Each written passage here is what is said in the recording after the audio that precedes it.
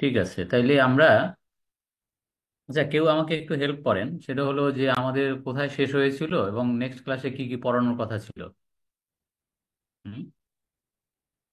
আব্দুল্লাহ আল বাকি shared A file in the meeting, এটা কি? স্যার এটা এছাড়া ওটা চাইছিল আর কি, এখানে ওই যে যারা বলছিল ওই যে লাস্টে ক্যাপিটাল গেইনের যে একটা এসআর আসছিল, এটা দিলাম আর কি স্যার। ও আচ্ছা, তা আপনি কি বলতে পারবেন আমরা কোন পর্যন্ত শেষ আমার যতখানি মনে পড়ে আমি বলি আপনাকে, যে আমাদের হেডস অফ ইনকাম গুলো শেষ শেষ, সেট অফ ক্যারি ফরওয়ার্ড শেষ, টিডিএস শেষ, অ্যাডভান্স ইনকাম ট্যাক্স শেষ, মেজর মেজর সবকিছুই শেষ আমাদের, আমার যতখানি মনে পড়ে। যে আমরা কোশ্চেন সলিউশনে চলে যাব তার আগে আমাদের বাকি মাত্র কয়েকটা। কি কি? ধরেন, এক নম্বরে আছে অ্যাসেসমেন্ট, কত প্রকার ও কি কি। দুই নম্বরে পেনাল্টি। তিন নম্বরে আপিল। চার নম্বরে আপনার ওই যে ইটা কি বলে, resident non resident, resident non resident double taxation treaty, ওইটা একটা বড় ইস্যু, ট্রান্সফার প্রাইসিং। এগুলোই মোটামুটি বাকি। তো আজকে যেহেতু হঠাৎ করে, তো আমরা একটা কাজ করি। এটা হলো স্যার আসসালামু আলাইকুম স্যার। স্যার ট্রান্সফার প্রাইসিং কি স্যার আপনার পার্ট? হ্যাঁ, ট্রান্সফার প্রাইসিং আমার পারে। স্যার কেন? আসসালামু আলাইকুম। আসসালাম। স্যার আমার একটু স্যার 30 সেকেন্ডের একটা স্যার একটু কথা ছিল। স্যার আপনি একটা একটা ক্লাসে বলছিলেন যে স্যার যদি কেউ আপনি যে গিফট হিসাবে কোনো গোল্ড অথবা এই জাতীয় কোনো অ্যাসেট দেখায় এবং সে যদি সেটা নেক্সট ইয়ার থেকে কখনো বের করতে চায়, মানে কমাইতে চায়, তখন ওইটার উপরে যেই পরিমাণটুকু সে বের করবে ওইটা তার আদার ইনকাম হিসাবে ট্রিট হবে। স্যার একটা এসআরও কথা বলছিলেন, স্যার এসআরও নাম্বার যদি একটু বলতেন স্যার। এছাড়াও না, এছাড়াও হবে কেন এটা? ইনকাম ফ্রম আদার সোর্স হবে যখন, এটা হয়েছে কি আপনার ওইখানে, আপনার এছাড়াতে না, মূল আইনেই চলে আসছে তো এটা। ওটা মূল আইনে চলে আসছে, ধারাটা একটু বলে দিবেন স্যার কাইন্ডলি। তো এটা আমি খুঁজছি অনেকবার কিন্তু স্যার কোথাও পাইনি আর কি, জন্য আর কি।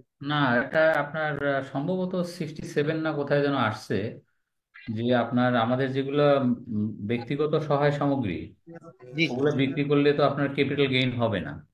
তো ক্যাপিটাল গেইন হবে না, তো হবেটা কি? তো ওইখানে করমুক্ত ছিল, ওইখানে এসে বলছে এখন 67তে মনে হয় ইনকাম ফ্রম আদার সোর্সের যে ডিমড ইনকাম, ডিমড ইনকামে নিয়ে আসছে, অথবা ডাইরেক্ট ইনকাম ফ্রম আদার সোর্সে নিয়ে আসছে, দুই জায়গায় যে কোনো এক জায়গায় আপনি পাবেন। ওকে ওকে। হুম। আমার খুঁজতে হবে আর কি। স্যার এইটা স্যার মানে এটা কি আগামী নেক্সট ইয়ার থেকে এটা হবে স্যার? জি না, এই বছর থেকে, নেক্সট ইয়ার থেকে ও কি আচ্ছা হবে? আচ্ছা। না স্যার মানে অনেকে যখন, তো স্যার গোল্ড না না, প্রচুর পরিমাণে গোল্ড দেখায় রাখে স্যার, এটা নিয়ে অনেকে আপনাকে কনফিউশন আছে। একটা কথা বলি, কোন যখন যা আইন হয় সেটা সেই বছর জি থেকেই কার্যকর হয়। আচ্ছা আচ্ছা। না স্যার সেই বছর অনেকে এই থেকে। ব্যাপারটা নিয়ে স্যার আমাকে ফোন দিছে, তো তো আমি আসলে রেফারেন্সটা দিতে পারি নাই আর কি। বলছি যে স্যারে বলছে তার মানে এটা অবশ্যই না আহ না না না, আমি বলছি এই জন্য হবে না, না এটা ভুল বলছেন। আমি বললেই হবে আর অন্য হবে না, সেটা না, এটা হবে না। না মানে স্যার আপনি তো একটা রেফারেন্স দিয়ে বলছিলেন কিন্তু আমার স্মরণ ছিল না আর কি, এজন্য বলছি যে আমি হয়তো রেফারেন্সটা আপনাদের বলবো। হ্যাঁ, সেটা হলো, এই একটা তো রেফারেন্স পাইছি, এই যে 66-র ঘ ধারা, যে 66 কোনো ঘর। দান, হ্যাঁ যে কোনো দান, অনুদান বা উপহার, উহা যে নামেই অভিহিত হোক না কেন, এটা একটা। আর একটা তো ওই যে 66-র যে ধারা 30-এ বর্ণিত অন্য কোনো খাতের অধীনে শ্রেণীভুক্ত হয় নাই এইরূপ কোনো উৎস হইতে আয়। তার মানে আপনার দান, ধরেন অনুদান বা উপহার হিসেবে পাইছেন, পরবর্তীতে ওটা বিক্রি করে দিলেন, তো বিক্রি করে দিলে ওটা কি হবে? ওটা তো আপনার, আদার ইনকাম হবে স্যার। হ্যাঁ ওটা তো মূলধনী আয় হবে না, কারণ মূলধনী আয় হবে না এই কারণে যে ওই যে মূলধনী সম্পত্তির যে ডেফিনেশন। ওটা আমি কোনো ইনভেস্ট করি নাই স্যার, যেহেতু আমার কোনো ইনভেস্ট নাই সেই ক্ষেত্রে ক্যাপিটাল গেইন লসের তো কোনো প্রশ্ন নিয়ে আসে না স্যার। হ্যাঁ, জি স্যার। ওইটাই। এই মূলধনী আয় পরিগণনা, মূলধনী আয়ের মধ্যে এটা যাবে না, এই কারণেই ওটা ওইখানে যাবে আর কি। 76 স্যার।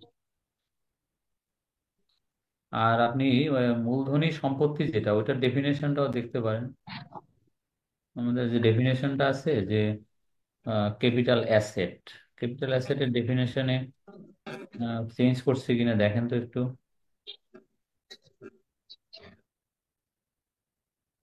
হ্যাঁ, মূলধনী পরিসম্পদের যে ডেফিনেশন, সেখানে ওই যে ব্যক্তিগত সহায় সামগ্রী, ব্যবহার্য সামগ্রীকে মূলধনী পরিসম্পদের বাইরে রাখছে, এবং বাইরে রাখছে তার মানে এইটাকে ইনকাম ফ্রম আদার সোর্সে নিয়ে গেছে।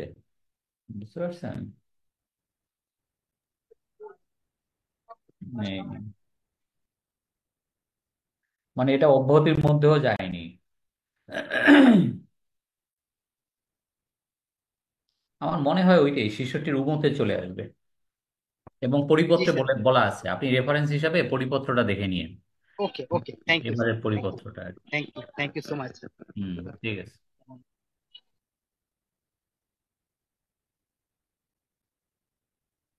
আমরা অ্যাসেসমেন্ট থেকে শুরু করবো, দেখি।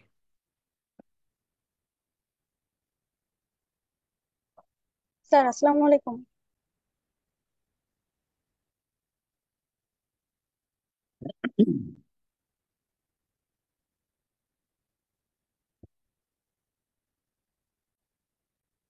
স্যার আমাদের কি মিনিমাম ট্যাক্স ক্যালকুলেশনটা দেখাইছিলেন? হ্যাঁ, মিনিমাম ট্যাক্সের উপরে তো একটা অঙ্ক দিছিলাম না পুরোটাই, ওই যে স্যার আমি মনে নর্মাল। হয় ওই ক্লাসটা মিস করছিলাম, আমার একটা প্রশ্ন আছে, একটু করবো? না, এটা আগে দেখি, তারপরে আপনার যেটা করতেছি এটা দেখি। করতে পারবেন, আজকে তো ভাঙা ক্লাস অনেকটা, তো আমার ঠিক মনে আছে হয় স্যার, আপনি তাহলে ক্লাস করতে শেষে বলবো। করতে পারবেন।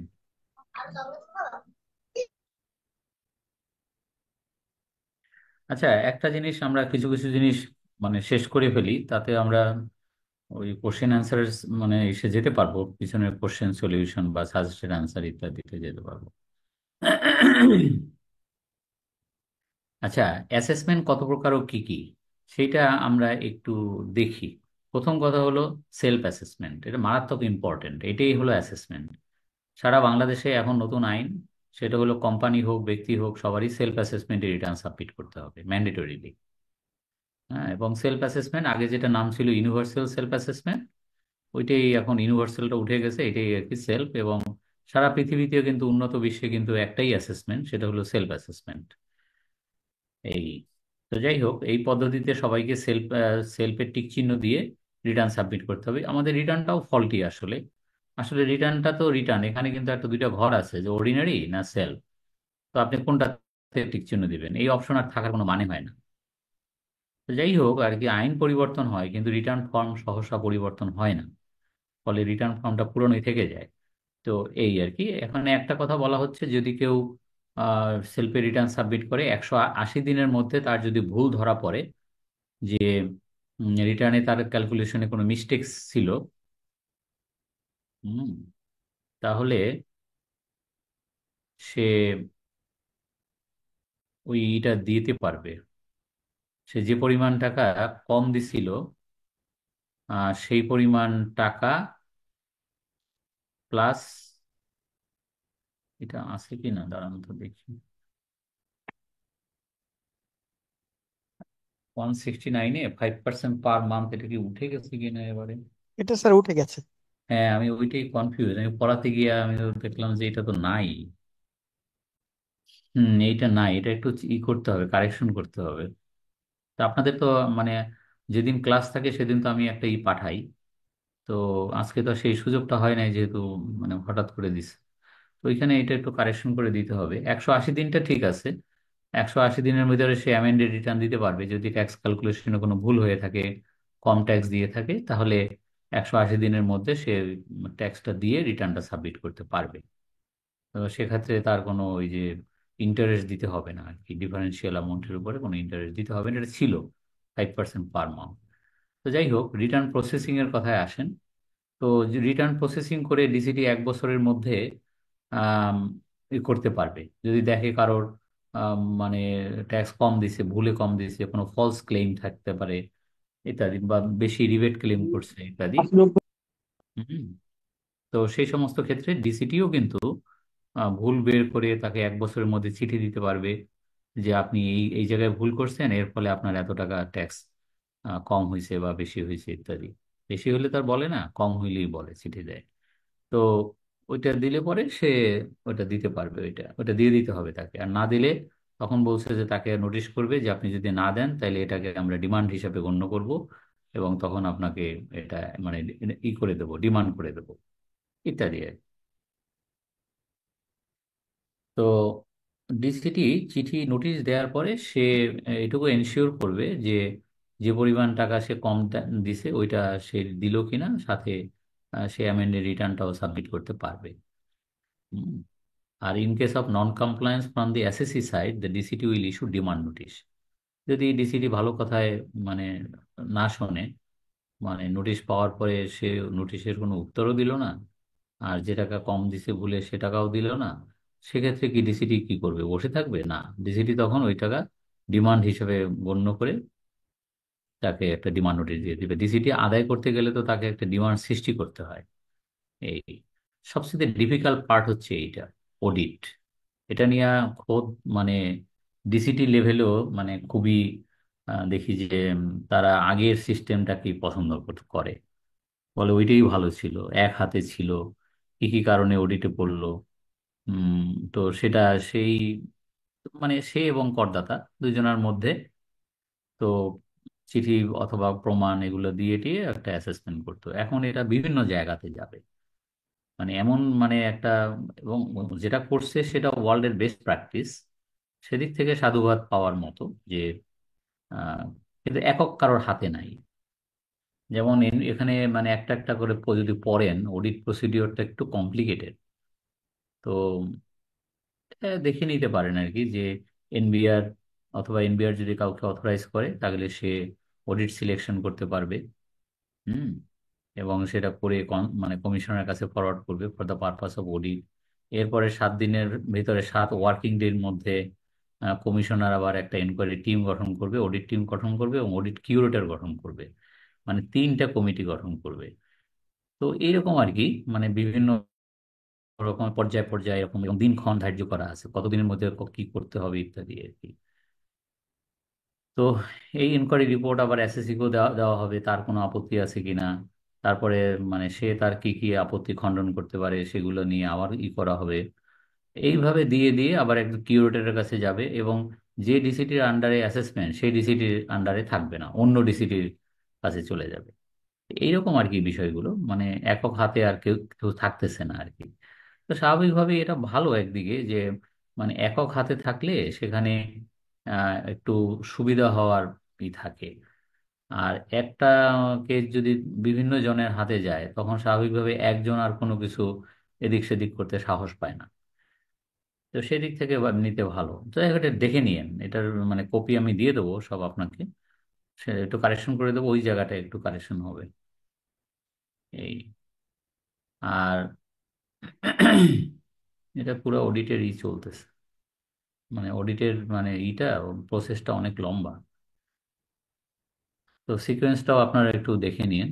আর এখানে একটা কথা বলছে যে কেউ যদি গত বছর থেকে অ্যাটলিস্ট 15% হায়ার ইনকাম শো করে, তাহলে তারটা অডিট হবে না। হুম। তবে সেখানে 4টা কন্ডিশন, শুধু গত বছর থেকে ইনকাম 15% হায়ার করলেই হবে না, 4টা কন্ডিশন যদি ফুলফিল করে সাথে, তাহলে তারটা মানে সেফ থাকবে, মানে তারটা অডিটে পড়বে না। কি কি?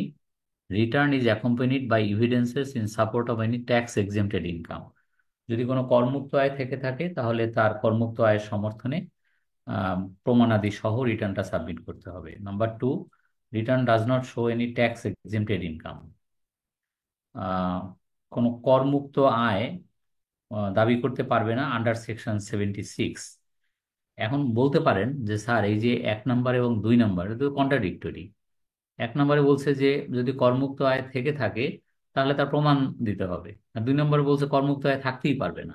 একটু ডিফারেন্স আছে, সেটা হলো 76-এ যে করমুক্ত আয় ওইগুলো থাকতে পারবে না, কিন্তু এসআরও দ্বারা যে করমুক্ত আয় ওগুলো থাকতে পারবে, বা অন্য জায়গায় যেগুলো আছে করমুক্ত সেগুলো থাকতে পারবে। শুধু 76-এর করমুক্ত আয়টা থাকতে পারবে না। তো 76টা একটু খুলে দেখে দেখে নিতে পারেন। আচ্ছা, গেল। তারপরে 3 নম্বর হলো রিটার্নটায় কোনো রিফান্ড সৃষ্টি হতে পারবে না। আর নাম্বার 4 হলো কোম্পানি, মানে ব্যক্তির ক্ষেত্রে প্রথম 3টা, আর কোম্পানির ক্ষেত্রে 4 নম্বরটা সহ। কোম্পানির ক্ষেত্রে বলছে in case of company tax payer, it is filed the return of withholding tax under section 177 and complied with the provision of TDS। কোম্পানির ক্ষেত্রে আর একটা শর্ত জোড়ায় দেওয়া যে সে উইথহোল্ডিং ট্যাক্স রিটার্ন যেটা টিডিএস রিটার্নটা সাবমিট করছে কিনা, আর টিডিএস এর সমস্ত প্রভিশন কমপ্লাই করছে কিনা। হুম, এই আর কি। মোটামুটি মানে সেলফ অ্যাসেসমেন্ট হচ্ছে এটাই শেষ। এখন আসেন assessment on the basis of correct return. এইটা আসলে এই যে 183-তে যেটা, এটার তো কোনো মিনিং নাই। মিনিং নাই মানে কি, এখন তো আইন করছে যে নর্মাল রিটার্নই নাই। তো নর্মাল রিটার্ন যদি না থাকে তাহলে আর মানে এই ধারাটার প্রয়োগ কোথায়? তো বলছে যে যদি কোনো করদাতা যদি কোনো নর্মাল রিটার্ন সাবমিট করে বা কারেন্ট, তাহলে সে সো মটো অ্যাসেসমেন্ট করে ফেলতে পারে নিজে নিজেই, কোনো উইদাউট এনি ডাকাডাকি। ডাকাডাকি মানে উইদাউট এনি নোটিশ। সে দেখেন সবই যদি ঠিক থাকে তাহলে আর নোটিশ করে কি হবে? তো ওইটাই বলছে। তবে কোন ক্ষেত্রে ডিসিটি রিটার্নটাকে কারেক্ট অ্যান্ড কমপ্লিট হিসেবে গণ্য করে সো মটো অ্যাসেসমেন্ট করতে পারবে, সেক্ষেত্রে 5টা কন্ডিশন দেয়া আছে। এই কন্ডিশনগুলো যদি ফুলফিল করে তাহলে ডিসিটি সেটাকে কারেক্ট রিটার্ন হিসেবে গণ্য করে উইদাউট ইস্যুইং এনি নোটিশ নিজে নিজেই সে এটাকে অ্যাসেসমেন্ট করে দিতে পারবে। তার মানে করদাতাকে ডাকতে হবে না, শুনানির জন্য নোটিশ করতে হবে না ইত্যাদি। 5টা কন্ডিশন কি কি এটা এক নজর দেখে নিয়ে নেয়। আচ্ছা, এটা গেল আপনার assessment on the basis of correct return. তো একটা কথা বলি, এইটার কোনো নাই, মানে এইটার কোনো ডিপার্টমেন্টে, ইনকাম ট্যাক্স ডিপার্টমেন্টে এই এই সেকশনটার ব্যবহার নাই, আগেও ছিল না। তো আগেও এই মানে এটা ছিল, অন্য অন্য মানে সেকশনটা নাই, মানে এটা ভিন্ন ছিল, কিন্তু ব্যবহার ছিল না। তারপরে আসেন বেড জাজমেন্ট অ্যাসেসমেন্ট 184। আগে ছিল এটা 84 আগের আইনে, এখন এটা 184। সেটা হলো এক্সপার্টি অ্যাসেসমেন্ট, বাংলায় হচ্ছে একতরফা কর নির্ধারণ।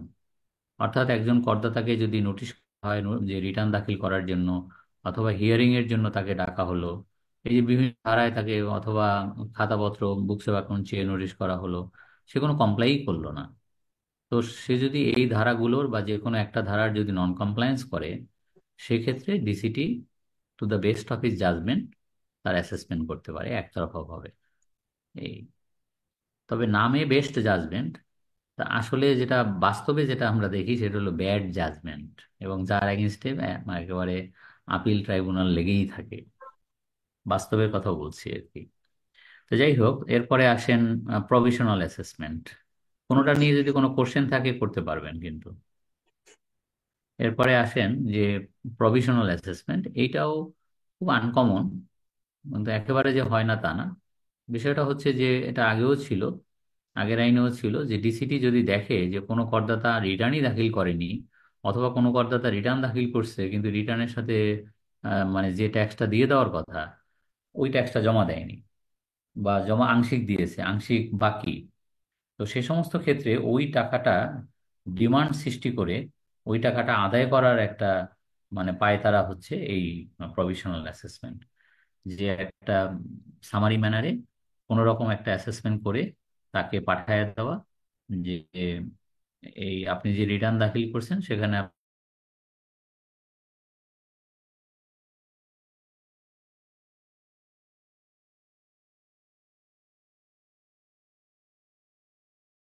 এত টাকার ট্যাক্স শর্টফল আছে, ডিমান্ড হয়। এই যে না, সেই ডিমান্ডটা সৃষ্টি করে হয়, সেটার পদ্ধতি হচ্ছে এইটা, প্রভিশনাল অ্যাসেসমেন্ট। এরপরে যদি এই ট্যাক্সটা জমা দিয়ে দেয়, এটা কার্যক্রম শেষ।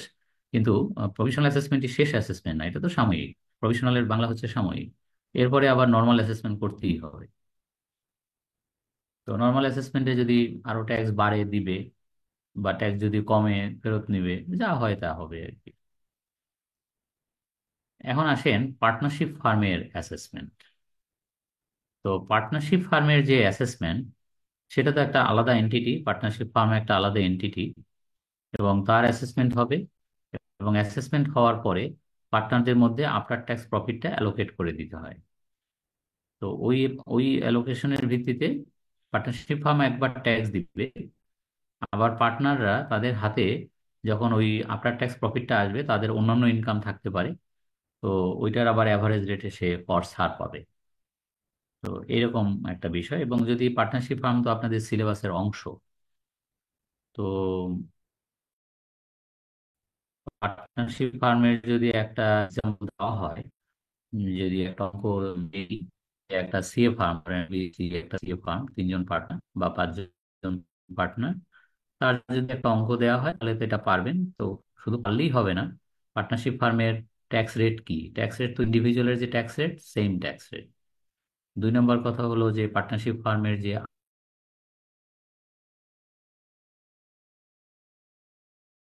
আফটার ট্যাক্স অ্যালোকেশন,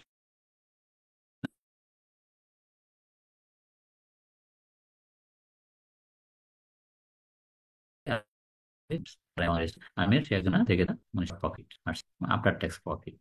তো এখন এই অঙ্কটা আপনি কিভাবে করবেন? হুম, তো সেটা একটা প্র্যাকটিক্যাল একটা যদি অঙ্ক দেখা দেওয়া দেওয়া হয় তাহলে আপনার কাছে পরিষ্কার, এটা সঠিক বোঝানো যায় না। মানে একটা অঙ্ক দিলে আপনার কাছে জিনিসটা পরিষ্কার হয় আর কি। তো অঙ্ক কিন্তু আপনাদের পরীক্ষায় আসছেও, পিছনের যে কোশ্চেন গুলো সেখানে কিন্তু পার্টনারশিপ ফার্মের অঙ্ক আসছে পরীক্ষায়।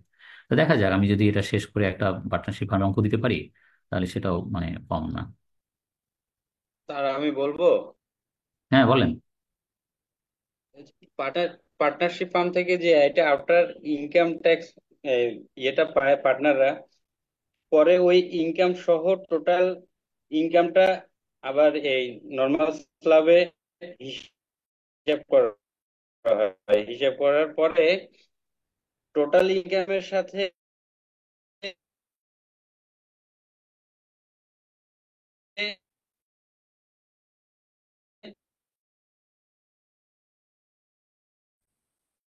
পার্টনারশিপ ফার্মের আয় টোটাল রেশিও। ইনকাম, এটা রেফারেন্স হলো আপনার সম্ভবত সেকশন 80, মানে 80 ধারায় বলা আছে।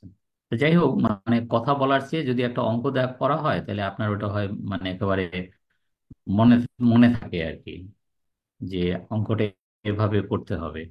একটা পার্টনারশিপ ফার্মের অঙ্ক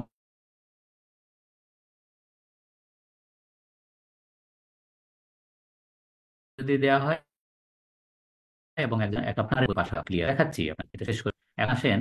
case of succession of business otherwise then then on death, মৃত্যু ব্যতীত যদি কোনো অ্যাসেসমেন্ট সাকসেশন হয়, মানে আগে একজন মালিক ছিল এখন আর একজন মালিক, তাহলে দুইটা সেপারেট অ্যাসেসমেন্ট হবে।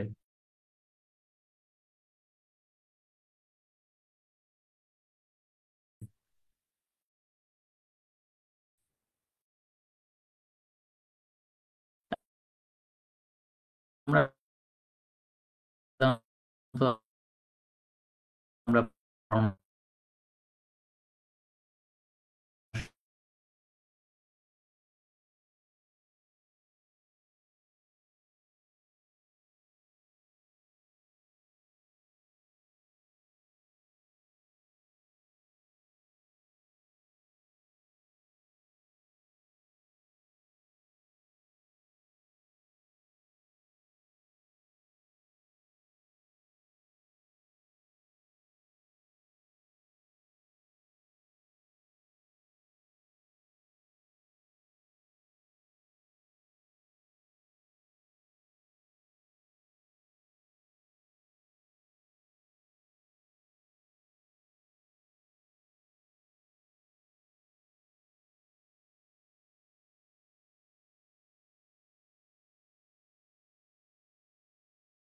এবং উইথ রিটার্ন, ওই ভগ্নাংশের ওই খণ্ডের রিটার্ন সহ ডিসিটি কে জানাতে হয়। ডিসিটি তখন ওটা নোটিশ করে, এসএসসি কে নোটিশ করে, ওটা এমার্জেন্সি ভিত্তিতে তখন তার অ্যাসেসমেন্ট করে ফেলে। অ্যাসেসমেন্ট ইয়ারের জন্য আর ডিসিটি বসে থাকে না। এখন অ্যাসেসমেন্ট ইয়ার চলতেছে কোনটা, 24-25, ইনকাম ইয়ারও তো 24-25। ইনকাম ইয়ার শেষ হলে না অ্যাসেসমেন্ট ইয়ার শুরু হবে 25-26। ওই পর্যন্ত বসে থাকার সময় নেই, কারণ বসে থাকলে এই এই কর্তাটাকে আর খুঁজে পাওয়া যাবে না, সে তো ব্যবসা বন্ধই করে দিছে, এরপর তার তো ঠিকানাই নেই। বিষয়টা অনেকটা এরকম। সুতরাং এগুলোকে বলা হয় আপনার এমার্জেন্সি অ্যাসেসমেন্ট, এবং এই সমস্ত ক্ষেত্রে ইনকাম ইয়ার এবং অ্যাসেসমেন্ট ইয়ার সেম হতে পারে। ইনকাম ইয়ার এবং অ্যাসেসমেন্ট ইয়ার আমরা এ যাবৎ পড়াশোনা করছি যে ইনকাম ইয়ার শেষ হয়ে গেলে অ্যাসেসমেন্ট ইয়ার শুরু হয়, কিন্তু কোন কোন ক্ষেত্রে ইনকাম ইয়ার এবং assessment year may be the same ইয়ার, কোন কোন ক্ষেত্রে, এই এক নম্বরে হলো এইটা, যে assessment in case of discontinued business. তারপরে দুই নাম্বার হলো পরেরটা, assessment in case of person living Bangladesh. কোনো ব্যক্তি যদি চিরতরে বাংলাদেশ ছেড়ে চলে যায়, নর্মালি বিদেশিরা বলে যায়, বাংলাদেশিরা তো বলে যায় না, বিদেশিরা বলে যায় এই কারণে যে ডিসিডির কাছে একটা সার্টিফিকেট নিয়ে যায়, ট্যাক্স ক্লিয়ারেন্স সার্টিফিকেট, কারণ সে হয়তো এরপরে তার পোস্টিং হবে শ্রীলঙ্কা অথবা পোস্টিং হবে ইউরোপে। তো সে যে সব দেশে চাকরি করে সব জায়গা থেকে এরকম একটা ক্লিয়ারেন্স সার্টিফিকেট নিয়ে যায় যে ওই দেশে তার কোনো ট্যাক্স পাওনা নাই, ইত্যাদি আর কি। এটা হলো পার্সন লিভিং বাংলাদেশের ক্ষেত্রেও তাই। এরপরে আসেন মৃত ব্যক্তির কর নির্ধারণ।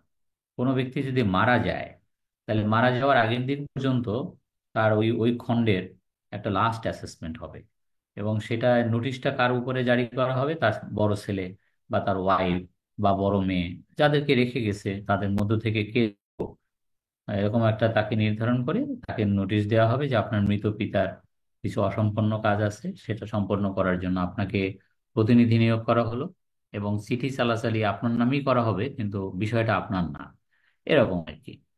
তো ওই ওইটাই হবে তার লাস্ট অ্যাসেসমেন্ট। এবং যদি পিছনের কোনো অ্যাসেসমেন্ট পেন্ডিং থাকে, সেগুলোও কিন্তু ওই মানে যে যিনি মারা গেছেন তিনি তার বড় ছেলে বা কিছু একটা, ওই তাদের ঘাড়েই যাদেরকে ওয়ারিশ রেখে গেছে তাদের ঘাড়েই কিন্তু বর্তাবে। ইভেন একটা খারাপ কথা বলা আছে যে যিনি মারা গেছেন তিনি যে সহায় সম্পত্তি রেখে গেছেন, যে টাকা ইনকাম ট্যাক্স পাওনা রেখে মারা গেছেন, সেই টাকা দেখা গেল যে সহায় সম্পদ রেখে গেছেন সেটা সব বিক্রি করলেও ওই টাকা হয় না। তাহলে বলছে যে সব বিক্রি করে ওই টাকা যদি না হয় তাহলে যতটুকু হয় ততটুকু, বাকিটুকু মাপ। তাইলে আর ছেলেমেয়েরা কি পাবে? সবই যদি ইনকাম ট্যাক্স নিয়ে নেয় তাহলে আর ছেলেমেয়েরা কি পাবে? তো বিষয়টা এরকম আর কি। এরপরে আসেন স্পট অ্যাসেসমেন্ট। এটাও বাস্তবে নাই।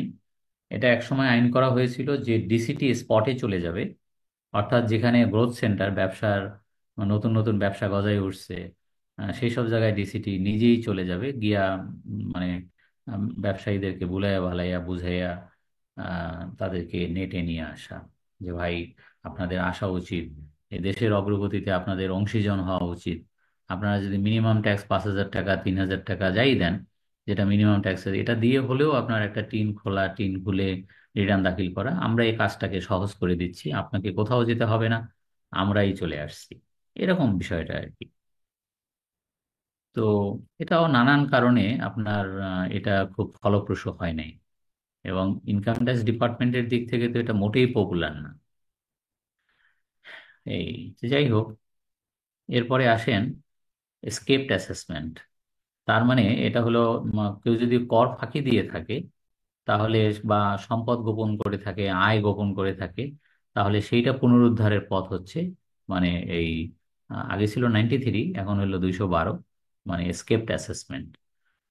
তো কি কি হলে এই ধারাতে ডিসিটি নোটিশ করে আবার তার কেসটাকে পুনর্মোচন করতে পারে, এবং এই পুনর্মোচনটা করতে পারে উইদিন 6 ইয়ার্স, 6 বছরের মধ্যে যদি তার কোনো কর ফাঁকি ধরা পড়ে, তাহলে এটাকে, ইভেন গত বছর একটা আইন করছে, সেটা হলো 6 বছরের পিছনেও যদি কারোর কোনো সম্পদ গোপন থাকে, তাহলে সেটা সে ওই 6th ইয়ারে গোপন করছে হিসাবে ধরে নিয়ে তাকে ওই বছরের থেকে জবাই করা যাবে, এরকম বিষয়টা আর কি।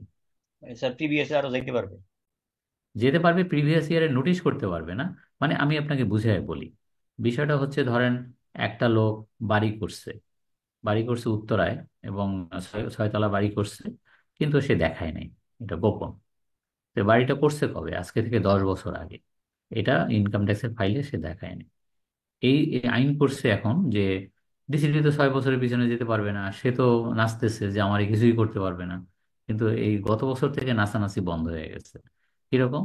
আইন করছে যে যদি কেউ 6 বছরের পিছনেও কোনো সম্পদ গোপন করে থাকে, তাহলে সেটা 6th ইয়ারে গোপন করছে বলিয়া ধরিয়া লইয়া তাহারে 6th ইয়ারে জবাই করা যাইবে।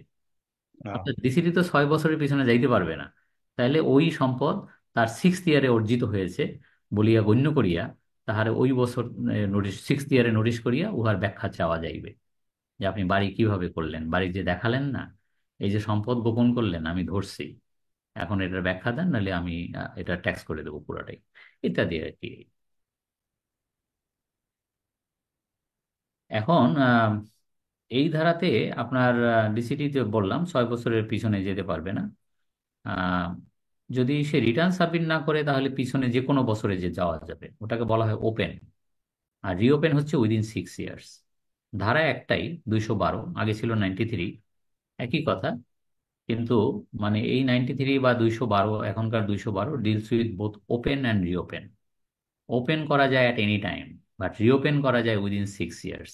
ওপেন মানে কি, একটা লোক রিটার্নই দেয় নাই, তার কোনো অ্যাসেসমেন্টই হয় নাই, তো এটা তো ওপেন। এটা তো এমন না যে এটা ক্লোজড না। অ্যাসেসমেন্ট হলে না হয় ক্লোজড হয়, ওইটাকে আবার রিওপেন করতে হয়। কিন্তু যেটা ক্লোজ না সেটা তো ওপেন করা যাবে অ্যাট এনি টাইম। বুঝতে পারছেন? এই যে দেখেন 3 নাম্বারটা আপনার চোখের সামনে, এই যেটা বলছি 6 বছরের ঘটনা, এটা পড়ে দেখেন। If an assessee conceals any asset which he acquired before 6 years, then the DCT will deem that the asset is acquired in the 6th year and issue notice accordingly. বুঝেন অবস্থা? যেটা একেবারেই মানে গত বছরে নতুন করছে বাংলা আইনে, যেটা আগের আইনে এটা 6 বছর ছিল এবং এসএসসিরা খুব শান্তিতে ছিল যে আমি 6 বছর যদি ঘাপটি মেরে থাকতে পারি তাইলে আর আমারে কেউ কিছু করতে পারবে না। তো এই আর কি, আইন পরিবর্তন হয়, মানুষ ভাবে এক, হয় আর এক। দিন তো আর কারোর একরকম থাকে না। আচ্ছা, তারপরে দেখেন assessment of minor, minor lunatic, idiot, beneficiary ইত্যাদি। অর্থাৎ মাইনরের অ্যাসেসমেন্ট হবে মেজরের সাথে। অনেক সময় কোর্ট থেকে ট্রাস্টি নিয়োগ করে দেয়, রিসিভার নিয়োগ করে দেয়, তাদের হাতে অ্যাসেসমেন্ট হবে। এগুলো এগুলো আমাদের আনকমন, ওগুলো মানে খুব একটা না, আমরা বাস্তবে কোনোদিন দেখিই নেই। আর 4 নম্বর হলো assessment of non resident shipping, অর্থাৎ বিদেশি পতাকাবাহী জাহাজ যদি বাংলাদেশ ছেড়ে চলে যায়, চিটাগাং পোর্ট ছেড়ে যায় বা মোংলা পোর্ট ছেড়ে যায়, তো তখন কিন্তু আপনার ওই কাস্টমস কমিশনার ওইটা এনশিওর করে যে তার যে টোটাল জাহাজ ভাড়া, সেই জাহাজ ভাড়ার উপরে 8% ট্যাক্স দিলে সে জাহাজ ছাড়ার অনুমতি পাবে। আর যদি ওই দেশের সাথে, যে দেশের পতাকাবাহী জাহাজ, ওই দেশের সাথে বাংলাদেশের আপনার দ্বৈত কর পরিহার চুক্তি থাকে, ডাবল ট্যাক্সেশন ট্রিটি, অ্যাভয়েডেন্স ট্রিটি, তাহলে এটা ইউজুয়ালি রেটটা অর্ধেক, 4%। এই 4% ট্যাক্স বা 8% ট্যাক্স কিন্তু ইনকামের উপরে না, এটা তার জাহাজ ভাড়ার এই উপর। কামাল হোসেন ভাই, আপনি এই যে দাগ দিচ্ছেন কেন? আন্ডু করে সব ইয়ে করে ক্লিন করেন। স্যার, এই যে স্ক্রিনের পর দাগ দিচ্ছে, যে কামাল হোসেন ভাই আন্ডু করেন। আরে সে কি দাগ দেয়, তার ছেলে মেয়েরা এসে এগুলো করে, বুঝছেন? এগুলো হলো অনলাইন ক্লাসের পরিণতি, হলো এইটা, কি করবে? আচ্ছা, তারপরে আসেন assessment of non resident airlines. বিদেশি যে প্লেনগুলো বাংলাদেশে আসে, আহ, সে তারা বাংলাদেশে যদি অফিস খুলে টিকিট বিক্রি করে, তো তারা বাংলাদেশে যে রেভিনিউ, রেভিনিউ মানে তাদের যে রিসিট, তাদের যে টার্নওভার, ওইটার উপরে ডাইরেক্ট 3% ট্যাক্স দিতে হবে। অর্থাৎ ইনকামের উপরে। আপনার নন রেসিডেন্ট ওই যে এয়ারলাইন্স আর নন রেসিডেন্ট শিপিং, তো দুইটার ক্ষেত্রেই কিন্তু ওটা হলো জাহাজ ভাড়া, এটাও হলো প্লেনের ভাড়া। ভাড়া যেটা তাদের যে রিসিট, ওই রিসিটের উপরে ডাইরেক্ট 3% ট্যাক্স। তবে যদি এমন দেশের প্লেন হয়, এমন দেশের উড়োজাহাজ হয়, যে দেশের সাথে বাংলাদেশের দ্বৈত কর পরিহার চুক্তি আছে, তাহলে নো ট্যাক্স।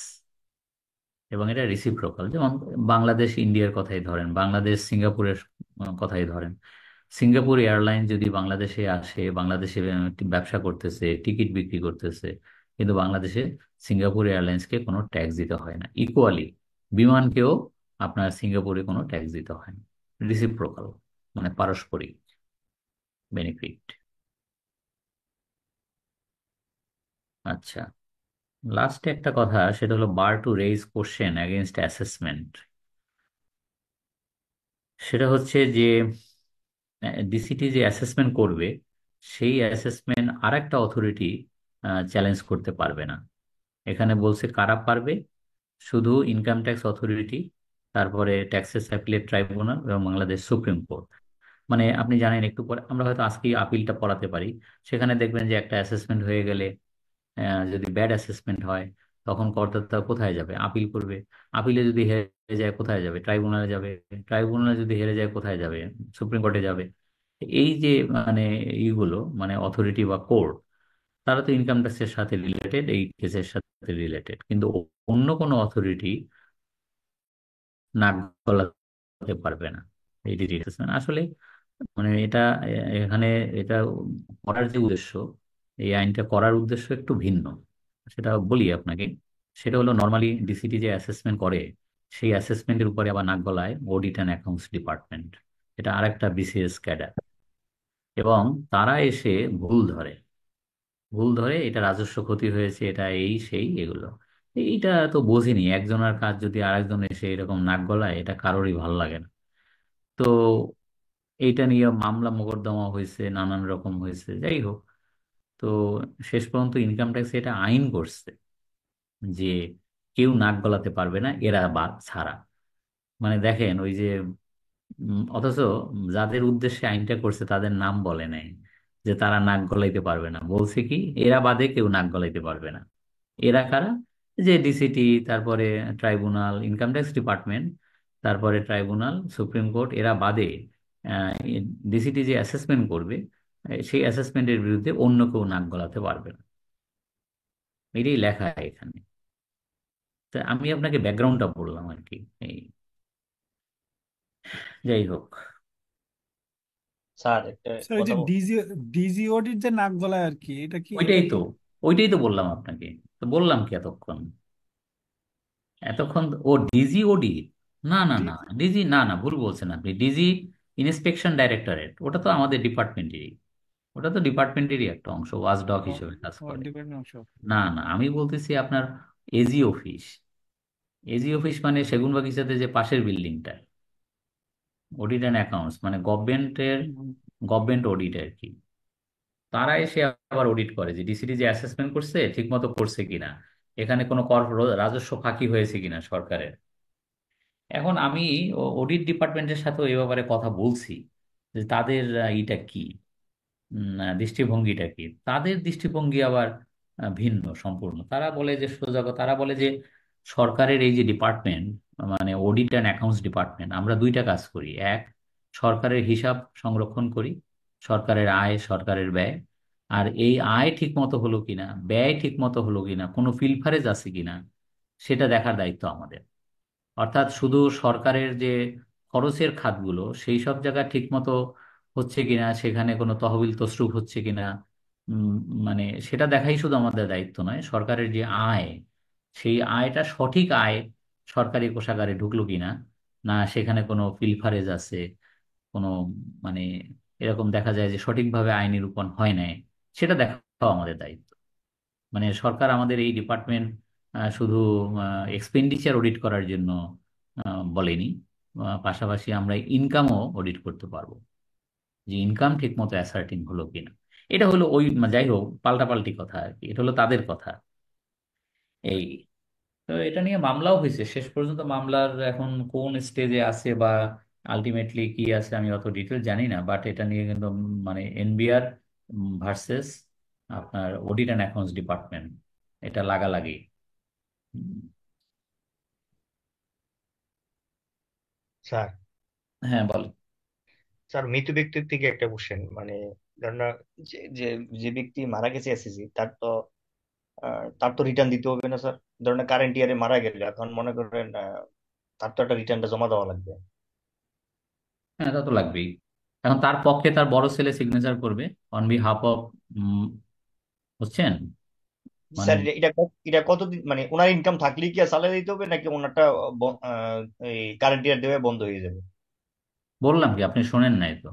কেউ যদি মারা যায়, তাহলে যেদিন মারা গেছে তার আগের দিন পর্যন্ত তার ওই খণ্ডের শেষ অ্যাসেসমেন্ট। এরপরে তার মৃত ব্যক্তির তো আর অ্যাসেসমেন্ট হয় না। কবরে যাওয়ার পরে আর কোনো ইনকাম থাকতে পারে? অসম্ভব। আচ্ছা, তার যে স্যার এই তার কোনো ইনভেস্টমেন্ট বা কোনো মানে এফডিআর বা ডিপিএস থাকলো, এগুলা স্যার ভাঙলে তো তার অ্যাকাউন্টেই চলে আসার কথা এখন। না, এগুলা ওইগুলা আপনাকে বলি, এগুলো হয়েছে কি, মৃত ব্যক্তির মারা যাওয়ার পরে প্রথমে তার ডেথ সার্টিফিকেট বের করতে হয়, এরপরে সাকসেশন সার্টিফিকেট বের করতে হয়, এরপরে বন্টননামা বের করতে হয়। তো এইগুলো আপনার বের করে ওগুলো ভাগ হয়ে যাবে সব। আপনার ইনকামটা দেখাচ্ছে মৃত ব্যক্তির নামে, আসলে মৃত ব্যক্তির না। এটা ওয়ারিশদের ফাইলে চলে যাবে, এবং ওয়ারিশনামা অনুযায়ী, মুসলিম ল অনুযায়ী কে কত অংশ পাবে, ছেলে কত, ওয়াইফ কত, মেয়ে কত, ওইভাবে চলে যাবে।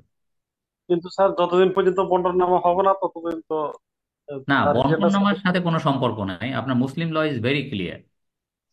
বন্টননামার সাথে কোনো সম্পর্ক, বন্টননামা অন্য জিনিস। বন্টননামা হলো ধরেন একজন দুই দুই তিনটা বাড়ি রেখে মারা গেছেন, ছেলে কোনটা নিবে, মেয়ে কোনটা নিবে, কে কোনটা জি নিবে, জি। এটা নিজেদের মধ্যে যে বন্টননামা, ওটা ভিন্ন জিনিস।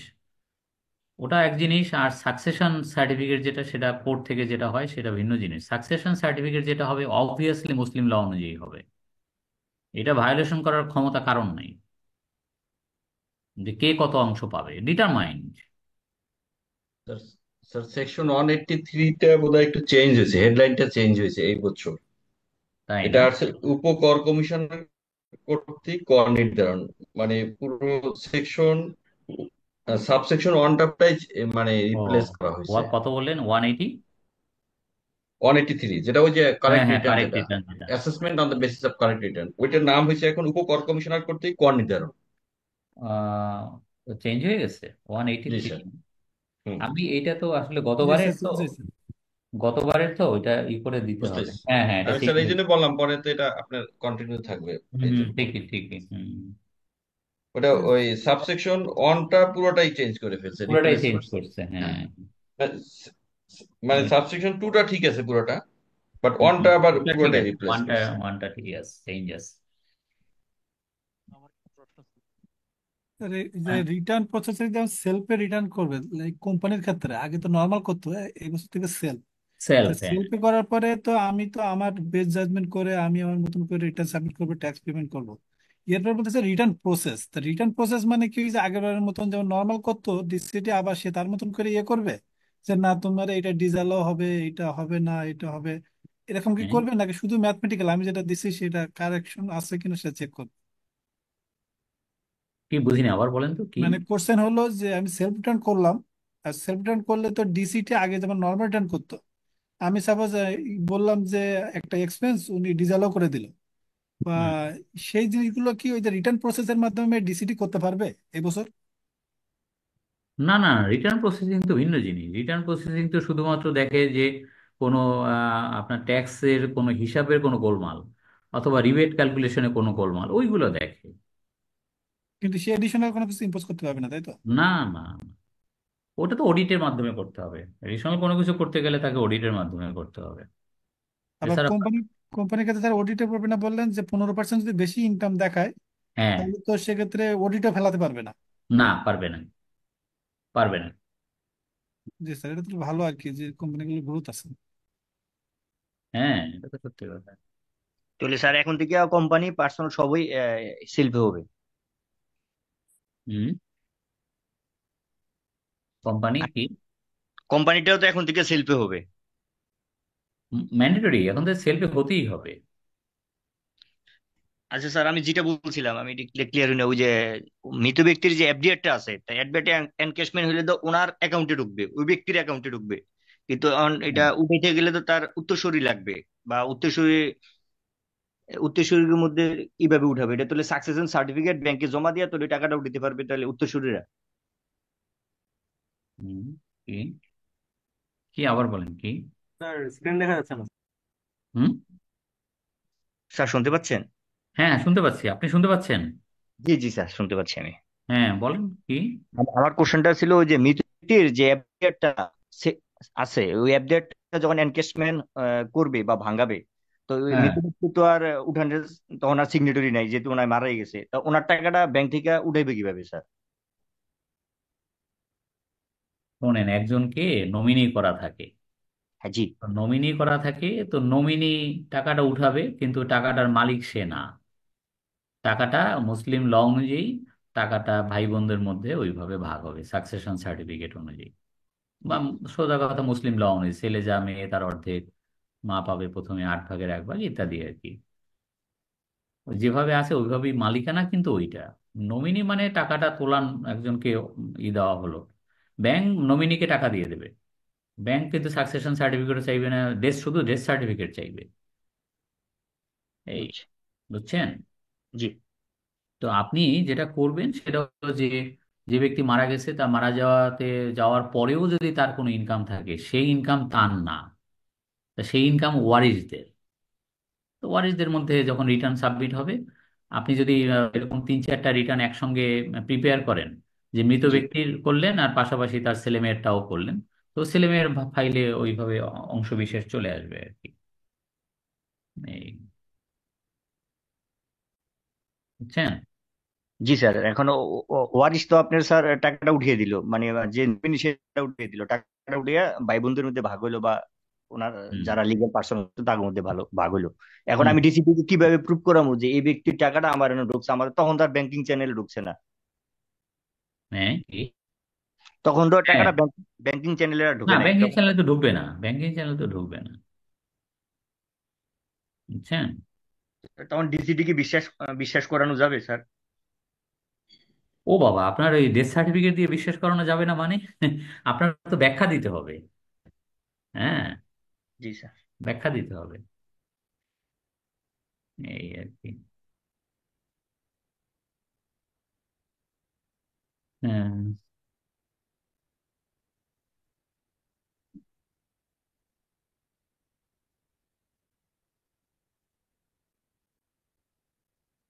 আচ্ছা, তো ভাবছিলাম একটা অঙ্ক করাবো, কিন্তু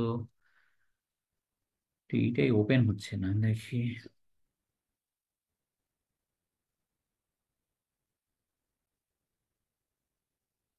ডেস্কটপটা ওপেন হচ্ছে না।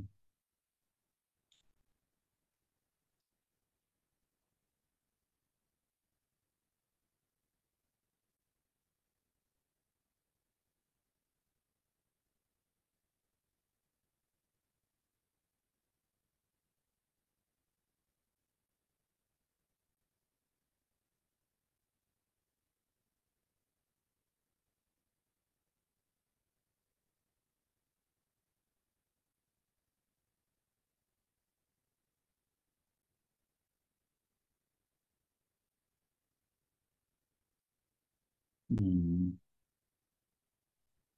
যাই হোক, এটা সমস্যা দিচ্ছে। ভাবছিলাম অঙ্কটা করাবো, একটা অঙ্ক, সেটা হচ্ছে না।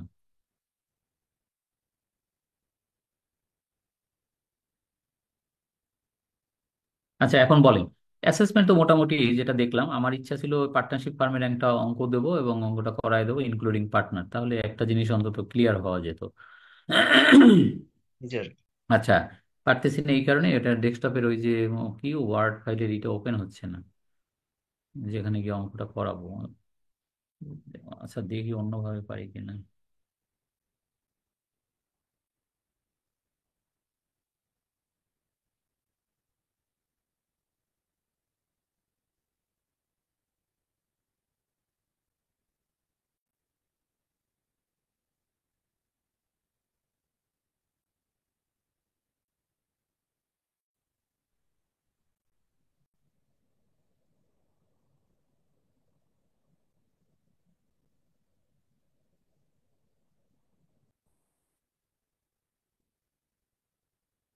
হয়তো দেখি,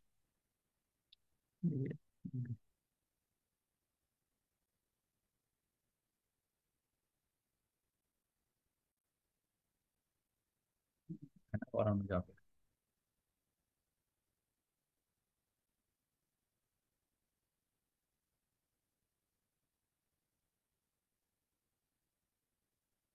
বাদ দিয়ে এটা কাজ করতেছি। আচ্ছা, আমরা এখন একটা কাজ করি, যেহেতু একটা শেষ করলাম, আমি আরেকটায় যাচ্ছি। হুম।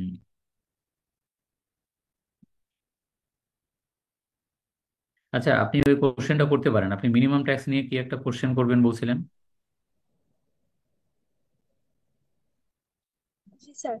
হ্যাঁ বলেন, কি কি করবেন? স্যার আমি হচ্ছে বইয়ে ম্যানুয়ালে ম্যাথ করতে গিয়ে আমি হ্যাঁ দেখলাম যে এখানে ক্যাপিটাল গেইন এবং ইস্যুর উপরে ডিভিডেন্ড ইনকামের উপরে যখন মিনিমাম ট্যাক্স করা হয় তখন 0.06% দিয়ে গুণ করার পর আবার ওরা একটা ফ্র্যাকশন করে, যেমন হ্যাঁ হ্যাঁ, ডিভিডেন্ড।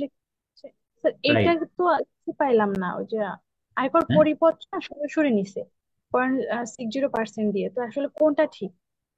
না, আপনাকে ওই মানে হ্রাসকৃত হার যেটার ক্ষেত্রে প্রযোজ্য, সেটাকে আপনার ওই মানে 60 পয়সা যেটা, ওটাকে ফার্দার হ্রাস করতে হবে, এটাই ল। এটাও পরিপত্রেই করা আছে, পরিপত্র আছে, হয়তো পরিপত্রে আপনি এবারের পরিপত্র থেকে বলতেছেন কিনা, হয়তো ভুলে হতেও জি পারে। স্যার, এবারের প্রতিষ্ঠা থেকেই বলছি, ওইখানে একটা ম্যাথ আছে, বড় ম্যাথ দুইটা আছে, তো ওইখানে দেখলাম যে ওরা ইনকামের উপরে মানে সরাসরি নিছে, ওইখানে আর ফ্র্যাকশনটা নেয় নাই। না, সরাসরি হবে না।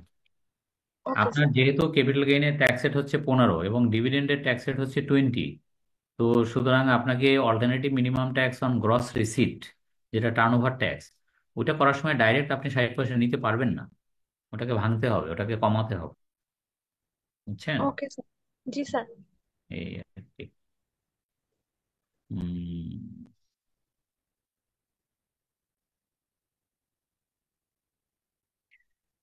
আচ্ছা, আমরা আসি এখন।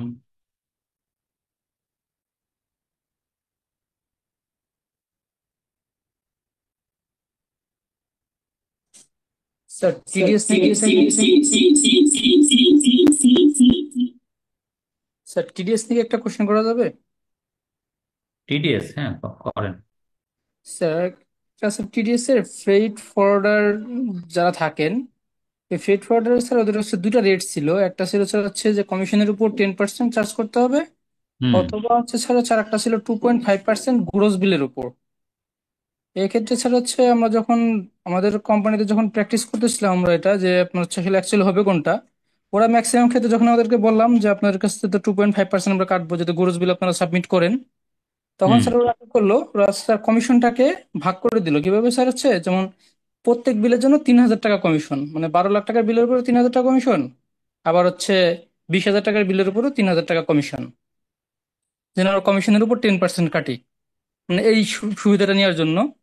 কিন্তু আমরা বললাম যে না, এটা তো হওয়ার কথা না, এটা তো মূলত হবে গ্রোস বিলের উপর 2.5%। হুম। পরে ওরা বললো যে ওরা হচ্ছে মানে একটা ফ্রেড ফরওয়ার্ডার থেকে বললো, ওরা বললো যে আমরা তো আমাদের অ্যাসোসিয়েশন থেকে আমরা একটা করছি অলরেডি, একটা মানে হাইকোর্টে একটা আছে, শুনে মানে রিড করছে তারা।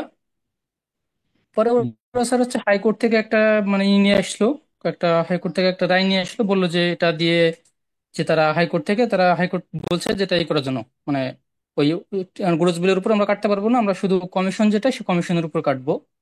এখন স্যার আমাদের আমার কোয়েরি যেটা ছিল স্যার, জানার ইচ্ছা ছিল সেটা ছিল স্যার হচ্ছে যে আমি কি অ্যাকচুয়ালি ওই হাইকোর্টের যে রায়টা আছে ওই রায়টার উপরই আমি কি ডিপেন্ড করতে পারবো, নাকি এক্ষেত্রে স্যার এনবিআর এর কোনো ডিক্লারেশন বা কোনো এসআরও টাইপের কোনো কিছু লাগবে? শোনেন, আমি বুঝছি আপনার কথা। আইনটা যে এবারে করা হলো, কেন করা হলো? আইনটা যদি আপনার একটা ফ্রেড ফরওয়ার্ডের গ্রস বিল থাকে এবং তার ভিতরে যদি কমিশন থাকুক আর না থাকুক, তাতে কিছু যায় আসে না। আপনাকে গ্রস বিলের উপরে 2.5% কাটতে হবে, এটাই হলো বর্তমান আইন। ভালো করে শোনেন। আর হয় কি, বিদেশি অনেক কোম্পানি আছে যারা বাংলাদেশকে শুধু কমিশনাই বিল করে, অনলি কমিশন, মানে ও তাতে কোনো থাকে, অন্য কিছু থাকে না। তাহলে যদি শুধু কমিশন বিল করে, তাহলে কমিশনের উপরে 10%। তো এইভাবে আইনটা করছে। কিন্তু যদি একটা বিল থাকে, বিলের মধ্যে কমিশন থাকুক আর না থাকুক, আপনাকে 2.5% কাটতে হবে। আর যদি শুধু কমিশনের বিল হয়, তাহলে কমিশনের উপরে 10%। তো যাই হোক, মানে এখন কথা হলো যে যদি আপনার সেকেন্ড উত্তর হচ্ছে, যদি তারা এই 2.5%কে চ্যালেঞ্জ করে রিট করে থাকে এবং রিটের যদি ওখান থেকে নির্দেশনা আসে, আপনাকে ওইটা ফলো করতে হবে। হাইকোর্টের নির্দেশনা তো আপনাকে ফলো করতেই হবে, এনবিআর এর উপরে অবস্থান করে হাইকোর্ট। তো এখন হয় কি, কেউ এনে আপনাকে হাইকোর্টের একটা ইনজাংশন দিল বা একটা কিছু দিল, ওইটা এখন আপনার তো মানে কি বলে শাখের করা, যে আপনি এখন ওইটা মানবেন নাকি। এখন এনবিআর এ চিঠি লিখলেও যে আপনি সহসা উত্তর পাবেন তা পাবেন না। হুম। তো ওইটা মানে উত্তরটা কি, যেটা ঠিক কিনা? উত্তর এই না যে এনবিআর কে আপনি চিঠি লিখেন যে আমি হাইকোর্টের রায় মানবো না আপনার আইন মানবো, এই ধরনের চিঠি আপনার গ্রহণযোগ্য না। অবভিয়াসলি যদি রিট হয়, রিটের যে নির্দেশনা ওটা আপনাকে মানতে বাধ্য। বুঝতে পারছেন? তো ওইটা গেল, কিন্তু আমি যেটা বলতে চাচ্ছি যে হাইকোর্টের যে রিটের যেটা আপনাকে কেউ দিল, সেটা সত্যি না মিথ্যা, তো ওইটা তো আপনি বুঝতে পারতেছেন না। এখন এইটা আপনি কিভাবে ভেরিফাই করবেন? এখন সেটা স্টাম্পে স্টাম্পে করে স্যার ওটা নোটারি করে নিছে স্যার ওনারা। যাই হোক, কি করছে না করছে, আপনার যদি এরকম লোকজন থাকে, আপনি হাইকোর্টের ওই আপনি ইসে দেখতে পারেন কিন্তু, ওই যে এখন তো হাইকোর্টের অনলাইনে সবকিছু দেখা যায়। হ্যাঁ, এরকম যদি কোনো কিছু দিয়ে থাকে, ওইটার কি নাম্বার জানি বলে, আমাদের বলে আইটিএ নাম্বার, আর হাইকোর্টের জানি কি নাম্বার একটা বলে। ওই নাম্বার দিয়ে সার্চ দিয়ে আপনি দেখতে পারেন যে এটা সত্যি না মিথ্যা। এখন তো মানে ডিজিটাল বাংলাদেশের যুগ তো, সেটা একটু ভেরিফাই করে নিতে পারেন আর কি। তবে আপনি যে কথা জিজ্ঞেস করছেন, স্যার আমি কোনটা মানবো, এনবিআরটা মানবো না হাইকোর্ট? Definitely high court. ধন্যবাদ স্যার। স্যার অ্যাসেসমেন্ট নিয়ে একটা কোশ্চেন আছে। হ্যাঁ বলেন। স্যার আমার কোম্পানিতে সেলস রেভিনিউ বাড়ছে 20% বেশি গত বছর চেয়ে এবছর। আমি এবার সেলফ রিটার্ন সাবমিট করবো, তার মানে 15% বেশি আমার রেভিনিউ আছে, বাট আমার না না, নেট, রেভিনিউর কথা বলা হয়নি তো। এটা ট্যাক্স পেমেন্টের কথা বলা হয়েছে না রেভিনিউ কথা বলা হয়েছে? ট্যাক্সেরও কথা বলা হয় না, রেভিনিউর কথা বলা হয় নাই। Net profit. জি ইনকাম। না, শোন ইনকাম। গত বছরে আপনি একটা কোম্পানি বা একজন ব্যক্তি সে কত টাকা ইনকাম দেখাইয়া, ট্যাক্সেবল ইনকাম দেখাইয়া সে রিটার্ন সাবমিট করছিল, এবারে যদি তার at least 15% higher taxable income show করে, তাহলে তারটা অডিট হবে না। এখানে রেভিনিউর কথাও বলেনি, আর একটা জানি কি বললেন ওটাও। নেট প্রফিট নেট মানে প্রফিট না, সোজা কথা taxable income, income, taxable income, রিটার্নে যে ট্যাক্সেবল ইনকাম শো করা ছিল। সেটা যদি 20 মানে 15% বেশি হয় তাহলে এই হবে না কিন্তু। হ্যাঁ হ্যাঁ। ও, আরেকজনে বলছিলেন যে ট্যাক্সের 15% কিনা, গতবার যা ট্যাক্স দিয়েছিলাম তার 15% হায়ার দিলে হবে কিনা, ট্যাক্সের কথা বলা হয়নি। ট্যাক্স যা আসে আসবে। ইনকাম, ইনকাম জি মানে স্যার, ট্যাক্সেবল ইনকাম আর কি। জি sir, clear. Thank you sir.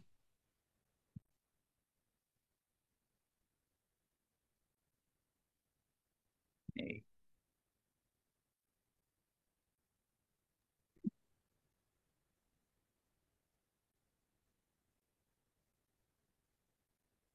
আচ্ছা আমরা এইটা একটু দেখি তাইলে, penalty for violation of tax law, অর্থাৎ ইনকাম ট্যাক্সের লর যদি আমরা ভঙ্গ করি, তাহলে আমার কি কি জরিমানা হতে পারে। আচ্ছা, এক নম্বরটা দেখেন। এক নম্বর হচ্ছে penalty for failure two file return. এটা তো অলরেডি আমাদের মানে পড়া হয়ে গেছে, আমরা জানি কেউ যদি রিটার্ন সাবমিট না করে, রিটার্ন সাবমিট না করে তাহলে তার জন্য কি জরিমানা হতে পারে। সেখানে তো এটা অলরেডি আমরা যখন রিটার্নের ক্লাস নেই তখন এটা বলছি যে তার লাস্ট অ্যাসেসড ট্যাক্সের 10% অথবা 1,000 এর মধ্যে যেটা বেশি, প্লাস টাকা 50 পার ডে অফ ডিফল্ট। যতদিন সে মানে রিটার্ন সাবমিট না করবে প্রতিদিনের জন্য 50 টাকা। এবং এটা ডিসিটি জরিমানা করতে পারে, করতে পারে মানে নাও পারে। পেনাল্টির যে সেকশনগুলো এর ভিতরে সম্ভবত একটা সেকশন আছে যেটা শ্যাল, যেটা হলো কর ফাঁকি জন্য যে জরিমানাটা, ওটা ম্যান্ডেটরি। কিন্তু বাকিগুলো ম্যান্ডেটরি না, বাকিগুলো সব জায়গায় আপনার মানে স্যার ডিসিটি। এখন তো বাংলায় আইনটা, এখন তো আর শ্যাল বুঝবো কিভাবে স্যার? না, এখানে করা না করার যে বিষয়টা, ওখানে যে করদাতাকে নোটিশ দিতে হবে যে কেন করা হবে না অমুক।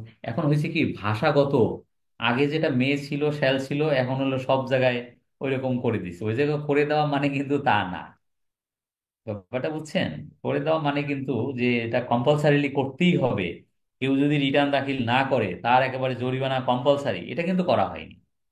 কম্পালসারি করা হয়নি কিন্তু এখন বাংলা করতে গিয়ে এরকম অনেক সমস্যায় আমরা ফেস ফেস করছি যে এরকম যে কি হবে মানে ইংলিশের বাংলা করতে গিয়ে, এই যে বলেন না আপনি, যে আপনি তো বললেন যে মেয়ে এবং ছেলের দুইটার বাংলাই তো এক।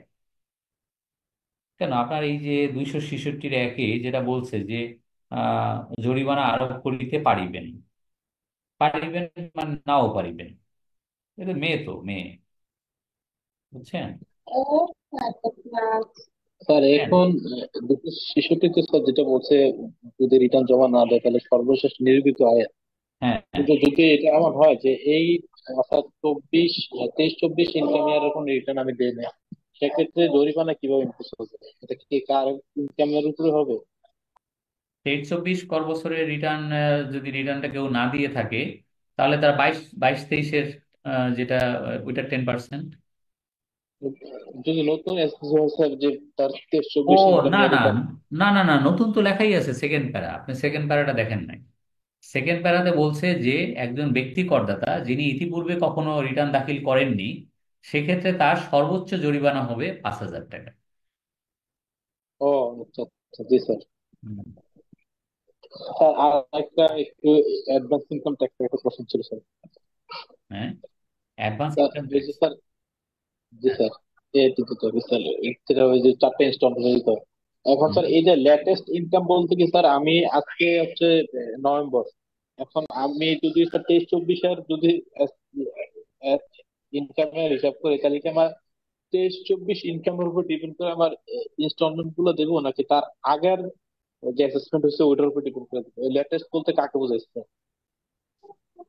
না, এখন তো সেলফ অ্যাসেসমেন্ট, এখন তো ধরেন, না যাই হোক আর কি, ধরেন আপনি 23-24-এ রিটার্ন সাবমিট করছেন, আজ এখনো অ্যাসেসমেন্ট হয় নাই, নোটিশ টোটিশ হয়েছে, এখনো অ্যাসেসমেন্ট হয় না, তাহলে আপনাকে 22-23-কে বেস করে 24-25-এর জন্য আপনাকে অ্যাডভান্স ট্যাক্স দিতে হবে, বা 25-26-এর জন্য দিতে হবে। এখন তো 25-26-এর জন্য জি ট্যাক্স দিচ্ছি, জি স্যার, তাহলে কি আমি তাই না? তাহলে কি 23-24 ইনকাম ইয়ার কি বেস ধরে দিব, নাকি এখনের যে ইনকাম ইয়ার এটাকে এস্টিমেট করবো? ইনকাম ইয়ারের কি, আপনি ইনকাম ইয়ার কথাটা ভুল বলতেছেন, এটা বলবেন অ্যাসেসমেন্ট ইয়ার। আপনি শোনেন, আপনাকে একটা কথা বলি, ধরেন আমি একটা এক্সাম্পল দিই। সেটা কি? সেটা হলো যে এখন আপনি 24-25-এ রিটার্ন রেডি করতেছেন, অডিট চলতেছে, আর 23-24-এর এই কোম্পানিটার রিটার্ন সাবমিট করছেন নর্মালে, কিন্তু এখনো অ্যাসেসমেন্ট ডিসিডি কমপ্লিট করেনি। তার মানে এটা, মানে অ্যাসেসড ইনকামটা আপনি পাচ্ছেন না। তাহলে আপনি কিসের ভিত্তিতে আগামী 25-26 কর বছরের জন্য আজকে যে আপনি মানে অ্যাডভান্স ট্যাক্স দিবেন, তাহলে কিসের ভিত্তিতে? উত্তর, বা সর্বশেষ নিরূপিত আয় হচ্ছে আপনার 22-23, বাইশ তেইশ লাস্ট, তাহলে অ্যাসেসমেন্ট ইয়ার। যেটা বাইশ, ফাইনাল হয়েছে স্যার ওইটাকে আমি বেস ধরবো? Of course, of course. বাকি আমার শর্টফল হলো যে আমি পরবর্তী লাস্ট ইনস্টলমেন্ট আমি এটা দিয়ে দিব, তাই না স্যার? 75% যেটা হয়েছে আমার শর্ট হয়ে না না, গেছে, এই তাহলে আমি আবার ভুল কথা বললেন, আবার উল্টো পাল্টা কথা বলে যাচ্ছেন। 75% না, 75% কথাটা উইথড্র করেন। আপনার আইন হচ্ছে যে সর্বশেষ নিরূপিত আয়। তো আমি তো আপনাকে উদাহরণ দিয়ে বললাম যে এই কোম্পানিটা 23-24-এ রিটার্ন সাবমিট করছে, কিন্তু অ্যাসেসমেন্ট হয়নি। তাহলে অ্যাসেসমেন্ট হয়েছে সর্বশেষ কোন বছরের? 22-23, তাহলে ওইটাকেই আমাকে বেস করা ছাড়া উপায় নেই। আর 24-25 তো এখন আমি রিটার্ন দিচ্ছি, রেডি করতেছি। আর এখন অ্যাডভান্স ট্যাক্স দেবো, আজকে যে অ্যাডভান্স ট্যাক্সটা দেবো এটা কোন বছরের জন্য? 25-26। তার মানে অতীত, বর্তমান, ভবিষ্যৎ তিনটেই আছে। অতীত হচ্ছে অতীতকে বেস করে, বর্তমান ইনকাম ট্যাক্সের রেট অ্যাপ্লাই করে আগামী কর বছরের জন্য আমি অ্যাডভান্স ট্যাক্স দেবো। আরেকটা কথা আপনি ফাঁকে বলে গেছেন যে 75%। নো নো নো, 75% রং আপনার। 75 আপনাকে দিতে হবে 100%। আপনাকে দিতে হবে 100%, এটাই ল। বাট ডিসিটি যখন অ্যাসেসমেন্ট করবে, যে ডিসিটির যে পেশকার, সে যখন আপনার আইটি 30-তে ট্যাক্স ক্যালকুলেশন করবে, ট্যাক্স কম্পুটেশন করবে, সে তখন আপনাকে 25% খাতির করবে, 25% ছাড় দিবে। আইনে বলা আছে যে আপনার ট্যাক্স আসছে, ডিসিডি যখন আপনার রিয়েলি অ্যাসেসমেন্ট করতে যাবে, তখন দেখবে আপনার ট্যাক্স আসছে কত, ট্যাক্স আসছে 1 লাখ। তো 1 লাখের 75%-এ আসে কত? 75,000। আপনি অ্যাডভান্স ট্যাক্স দিয়েছেন কত? 60,000 টাকা। ঠিক আছে, আপনাকে 15,000 টাকা হলো, 75% হতে শর্টফল হচ্ছে 15,000, ওই 15,000 টাকার উপরে সিম্পল ইন্টারেস্ট করা হবে। কিন্তু আইনে কোথাও আপনাকে বলা হয়নি যে আপনার অ্যাডভান্স ট্যাক্স নিয়ম অনুযায়ী যা আসে তার 75% দিলেই চলিবে, এ কথা কোথাও বলা নাই। আপনার ক্ষেত্রে মানে এসএসসির ক্ষেত্রে, করদাতার ক্ষেত্রে বলা আছে 100%। এবং শুধু 100% না, মোর দ্যান 100%। তা বলতে পারেন, স্যার আপনি তো 75%ও নাই, 100%ও নাই, মোর দ্যান 100%-এ গেছেন। তো এইটা মানে তো বুঝলাম না, মানেটা বুঝাই দিই। সেটা হলো, ধরেন আপনার গত বছরের আপনার গত বছরকে ভিত্তি করে আপনাকে অ্যাডভান্স ট্যাক্স দিলে, আপনার অ্যাডভান্স ট্যাক্স দিতে হয় 10 লাখ টাকা। কথার কথা, 10 লাখ টাকা আপনি সুন্দর মতো একেবারে 100% দিয়ে দিচ্ছেন, 2.5 লাখ, 2.5 লাখ, 2.5 লাখ, 2.5 লাখ। ভালো কথা। কিন্তু ডিসিডি যখন অ্যাসেসমেন্ট করতে বসছে, তখন আপনাকে ট্যাক্স করছে 20 লাখ টাকা। ডিসিডি অ্যাসেসমেন্টে ট্যাক্স করছে 20 লাখ। 20 লাখের 75% করে দেখে আসে 15 লাখ। হোয়ারাস আপনি ট্যাক্স দিছেন, অ্যাডভান্স ট্যাক্স দিছেন নিয়ম অনুযায়ী 10 লাখ। তাহলে 75% থেকে শর্টফল কত? 75% of what? 75% of assess tax. DCT এবছরে যে কর নির্ধারণ করলো তার 75%-এ আসে 15 লাখ। আর করদাতা ট্যাক্স দিছে, অ্যাডভান্স ট্যাক্স দিছে নিয়ম অনুযায়ী, একেবারে সে কোনো নিয়ম লঙ্ঘন করে নাই, সে দিছে 10 লাখ। তারপরও তাকে শাস্তি পেতে হবে। নিয়ম মেনে অ্যাডভান্স ট্যাক্স দেওয়ার পরেও তাকে শাস্তি পেতে হবে। কিরকম? যে ওই ডিসিটি একটা গাড়ির জোরে অ্যাসমেন্ট করলো 20 লাখ, এখন তার 75%-এ 15 লাখ, অ্যাডভান্স ট্যাক্স দেওয়া হয়েছে 10 লাখ, বাকি 5 লাখের 10% তাকে সিম্পল ইন্টারেস্ট দিতেই হবে, গুনতেই হবে।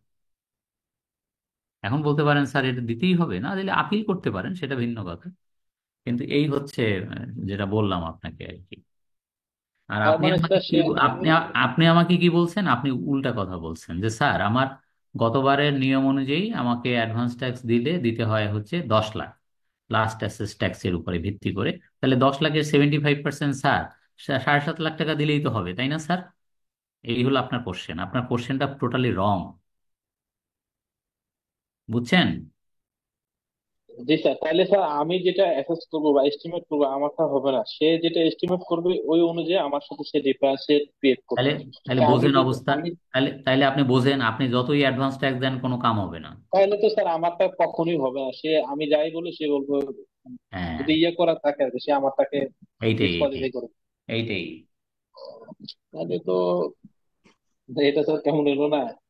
সেটাই তো বললাম আপনাকে, অ্যাডভান্স ট্যাক্স দিতে আপনি তো পারছেন 75%, আমি বলছি আপনাকে দিতে হবে মোর দ্যান 100%। এখন বলতে বুঝতে পারেন স্যার পারছি মোর দ্যান আর হান্ড্রেড ওই পার্সেন্ট কত দেবো? কত দেবো? আপনি দিবেন আপনার আন্দাজে, আপনি যা পারেন দিবেন, তারপরে আপনার যা কপালে আছে তা তো থাকবেই।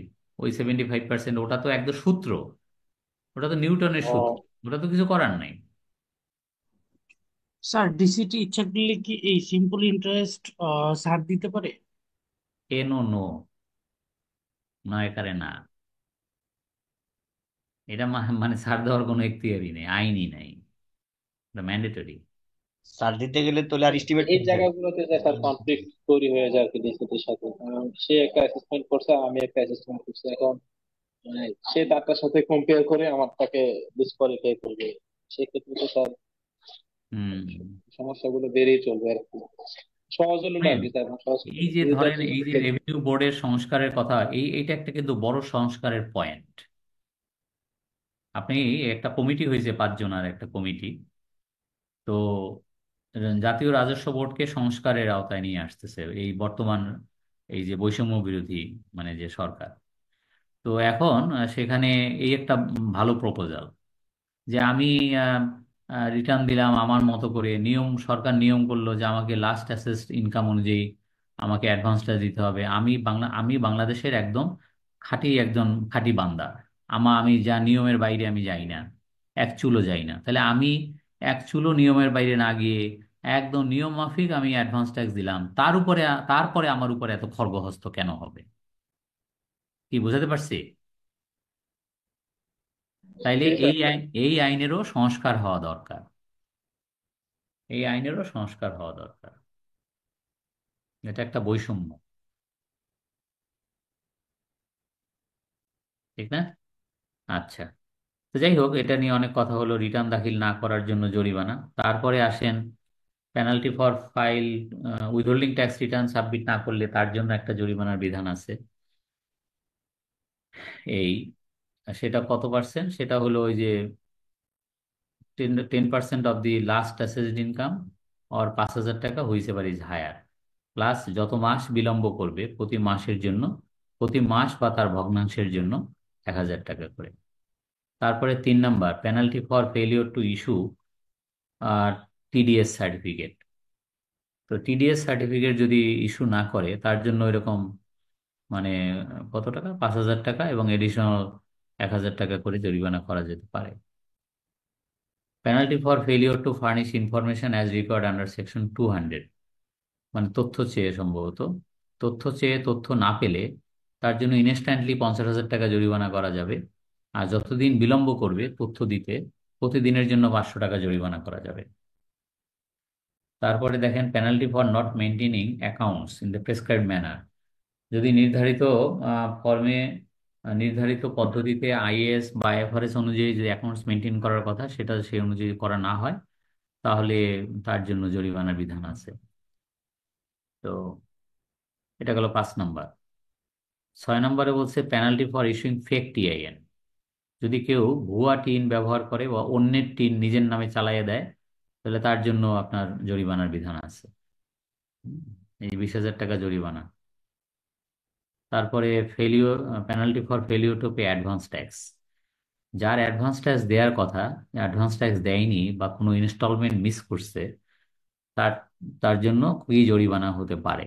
সেখানে বলছে যে যা অ্যাডভান্স ট্যাক্স যা দেওয়ার কথা আর যা দিছে, যতটুকু শর্টফল, সেই শর্টফলের সমপরিমাণ টাকা পর্যন্ত জরিমানা করা যাবে। স্যার এই জায়গাটার মানে হচ্ছে স্যার আমার প্রথমে 80 টাকা আছে, আমি 70 টাকা দিচ্ছি। এখন যে 10 টাকা গ্যাপ, এই 10 টাকা তো দেওয়া লাগবে, প্লাস হচ্ছে আরো এডিশনাল 10 টাকা দেওয়া লাগবে। Right, right, right. তবে আপনার লাগবে না, এটা মে বলা আছে কিন্তু। সুতরাং ডিসিটি আমরা বাস্তবে তো দেখছি কখনো এই যে জরিমানাগুলো করাচ্ছি, জরিমানার ভিতরে দুইটা জরিমানাই ডিপার্টমেন্টে, ইনকাম ট্যাক্স ডিপার্টমেন্টের সবচেয়ে চালু জরিমানা। একটা হলো রিটার্ন দাখিল না করার জন্য, তাও যে সব সময় সবাইকে করা হয় তা না। সবচেয়ে বেশি চালু হলো ওই যে কর ফাঁকি। ওইটা একেবারে মানে 100% কারণ ওখানে বলা আছে মানে শ্যাল, যার জন্য ওইখান থেকে কোনো নিষ্কৃতি নাই। আর বাকিগুলো মানে করলে করলো, না করলে না করলো, এরকম বিষয়টা আর কি। আর এইটা তো করাই হয় না, এটা তো এই যে 269, এটা তো আমরা বাস্তবে দেখি না। দেখি না কেন? অ্যাডভান্স ট্যাক্স যা দেওয়ার কথা তার থেকে যদি কম দিয়ে থাকে, তার জন্য তো সিম্পল ইন্টারেস্ট হবেই, ওটা তো ম্যান্ডেটরি। তাইলে এর অতিরিক্ত আবার জরিমানাও করা হবে তাকে, সেটা ডিসিটির ডিসক্রিশন। তারপরে দেখেন 8 নম্বর, penalty for non compliance of notice. যে নোটিশের নন কমপ্লায়েন্স হলে তার জন্য জরিমানা হতে পারে। যে ডিসিটি নোটিশ করলো, সে এটাকে আমলেই নিল না, এর জন্য জরিমানা হতে পারে। তারপরে দেখেন penalty for failure to pay tax as per return. Return অনুযায়ী যে ট্যাক্স আসছে সেটা যদি সে না দেয়, কম দিয়ে থাকে, তাহলে যতটুকু কম দিছে, ওই যে কি লেখা এখানে, দেন দি মানে ডিসিটি may impose penalty not exceeding 25% of the total tax payable as per return or 100% of the shortfall as the case may be। যাই হোক, দুইভাবে ক্যালকুলেশন করে দেখতে হবে আর কি, যে তার যে টোটাল ট্যাক্স তার 25%-এ কত আসে, অথবা যতটুকু শর্টফল তার 100%-এ কত আসে। ইউজুয়ালি 100%, যেটা শর্টফলের 100%, ওই পর্যন্তই জরিমানাটা করা হয়। এই তারপরে দেখেন, এটাও আইনটা একটু ভিন্ন, আগে আইনটা এরকম ছিল না। এরপরে দেখেন পেনাল্টি ফর কনসিলমেন্ট ইনকাম, এইটা ভালো করে শেখা উচিত। এই যতগুলো পেনাল্টি পড়ানো হচ্ছে তার ভিতরে ভেরি ভেরি ইম্পর্টেন্ট হচ্ছে এই 10 নম্বরটা। সেটা হচ্ছে কর ফাঁকি, আয় গোপন, সম্পদ গোপন। এইগুলোর কারণে যদি 93 হয়, বা এখন 93 সেকশনটা চেঞ্জ হয়ে হয়েছে 212 হয়, তাহলে মানে কর ফাঁকি, কত টাকা কর ফাঁকি ধরা পড়ছে। এখানে ধরেন কথার কথা যে কর ফাঁকি ধরা পড়ছে, ডিসিটির কাছে কর ফাঁকি ধরা পড়ছে, ডিসিটি 3 বছর আগে একটা কর ফাঁকি দিছে। তাইলে এইটা কত টাকা ফাঁকি দিছে? 1 লাখ টাকা। ট্যাক্স দিছে কত? দিছে ধরেন 9 লাখ টাকা, আসলে ট্যাক্স হবে 10 লাখ। 1 লাখ টাকা কর ফাঁকি দিছে, সেই ফাঁকিটা ধরছে, ধরে ওই টাকা তো আদায় করবেই। আর জরিমানা কত করবে? জরিমানা হবে ওই যে এ মানে হলো ইভেডেড ট্যাক্স, মানে কর ফাঁকি কত, 1 লাখ, 1 লাখের 15%-এ কত, 15,000, প্লাস প্লাস ইভারেড ট্যাক্স মানে 1 লাখ, 1 লাখের 10% হলো 10,000, multiplied by number of years, মানে যে কয় বছর সে ঘাপটি মেরেছিল, কর ফাঁকি দিয়েছিল, সেই বছর দিয়ে গুণ হবে। সি সমান সমান total number of years from the assessment year in which the tax evasion occurred to the assessment year in which the tax evasion detected।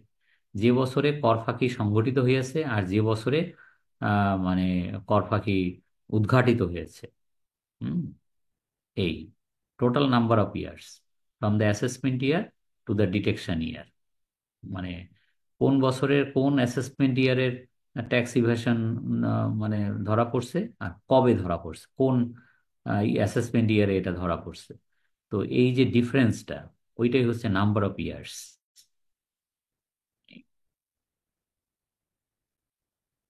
তার মানে এখানে টোটাল পেনাল্টি কত হবে? ধরেন 1 লাখ টাকা এরকম কর ফাঁকি ধরা পড়ছে, তাহলে 1 লাখের 15%-এ 15,000, আর ধরেন 3 বছর এরকম ফাঁকি দিয়েছিল, তাহলে 1 লাখ, 1 লাখের 10%-এ 10,000, মাল্টিপ্লাইড বাই 3 সমান সমান 30,000, 30,000, আর ওদের উপরে হলো এই নাম্বারে 15,000, 45,000 টাকা তার জরিমানা ম্যান্ডেটরি। তার মানে টোটাল তাকে দিতে হবে 1 লাখ টাকা, যেটা কর ফাঁকি দিছিল সেটা তো দিতে হবেই, প্লাস এই জরিমানা দিতে হবে তাকে 45,000। এই, ঠিক আছে।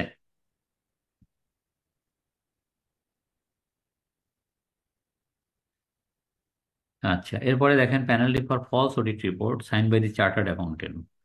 কোনো চার্টার অ্যাকাউন্টেন্ট যদি কোনো উল্টাপাল্টা মানে অডিট রিপোর্টে সাইন করে থাকে, পরবর্তীতে প্রমাণিত হয় যেটা মিথ্যা, তাহলে ডিসিটি তাকে, ডিসিটি না শুধু ডিসিটি, তারপরে কমিশনার, ট্রাইব্যুনাল, যার কাছেই ওই ভুয়া অডিট রিপোর্টটা ধরা পড়বে, সে ওই সিএ ফার্মকে আপনার মিনিমাম 50,000 টাকা, ম্যাক্সিমাম 2 লাখ টাকা পর্যন্ত জরিমানা করতে পারবে, যে ওই ফলস অডিট রিপোর্টে সাইন করছে। ইউজুয়ালি মানে কোনো ফার্মকে করা হয় না, করা হয় ওই অডিটরকে, মানে যে অডিটর ওই ডিবিএস করে যিনি সাইন করছে আর কি। আচ্ছা, এটা গেল সিএ ফার্মের দোষ। এখন আসেন 12 নম্বরে, ফেক অডিট রিপোর্ট, অর্থাৎ সিএ ফার্ম অডিট করে নাই, এটা রাস্তা দিয়ে অডিট হয়ে আসছে, সিল সাপোর্ট মেরে একটা, ওই ওই কোম্পানির অ্যাকাউন্টেন্ট একটা ভুয়া অডিট রিপোর্ট নিজে নিজে বানাইয়া ইনকাম ট্যাক্স অফিসে সাবমিট করছে, এটা যদি ধরা পড়ে তাহলে 1 লাখ টাকা জরিমানা। বুঝছেন? এই, ওই যে লেখা আছে যে পেনাল্টি 1 লাখ টাকা on the concern tax payer, মানে ওই কোম্পানিকে 1 লাখ টাকা জরিমানা করা হবে who prepared fake audit report in the name of a CA firm. একটা সিএ ফার্মের নাম ব্যবহার করে সে, সিল ব্যবহার করে, প্যাড ব্যবহার করে সে এই কাজটা করছে। বুঝতে পারছেন? শুনতে পাচ্ছেন তো না? জি স্যার। জি আচ্ছা, স্যার, শোনা জি যাচ্ছে। স্যার, শুনতে পাচ্ছি। ওকে। তারপরে হচ্ছে penalty for default in payment of tax. যদি কারোর কাছে কোনো কর পাওনা থাকে, সে কর দিচ্ছে না, সেক্ষেত্রে মানে যে পরিমাণ টাকা পাওনা তার 100% তাকে জরিমানা করা যেতে পারে, এটা আগেও এই আইনই ছিল। তারপরে penalty for not displaying PSR at the conspicuous place who has income from business. হ্যাঁ বলেন।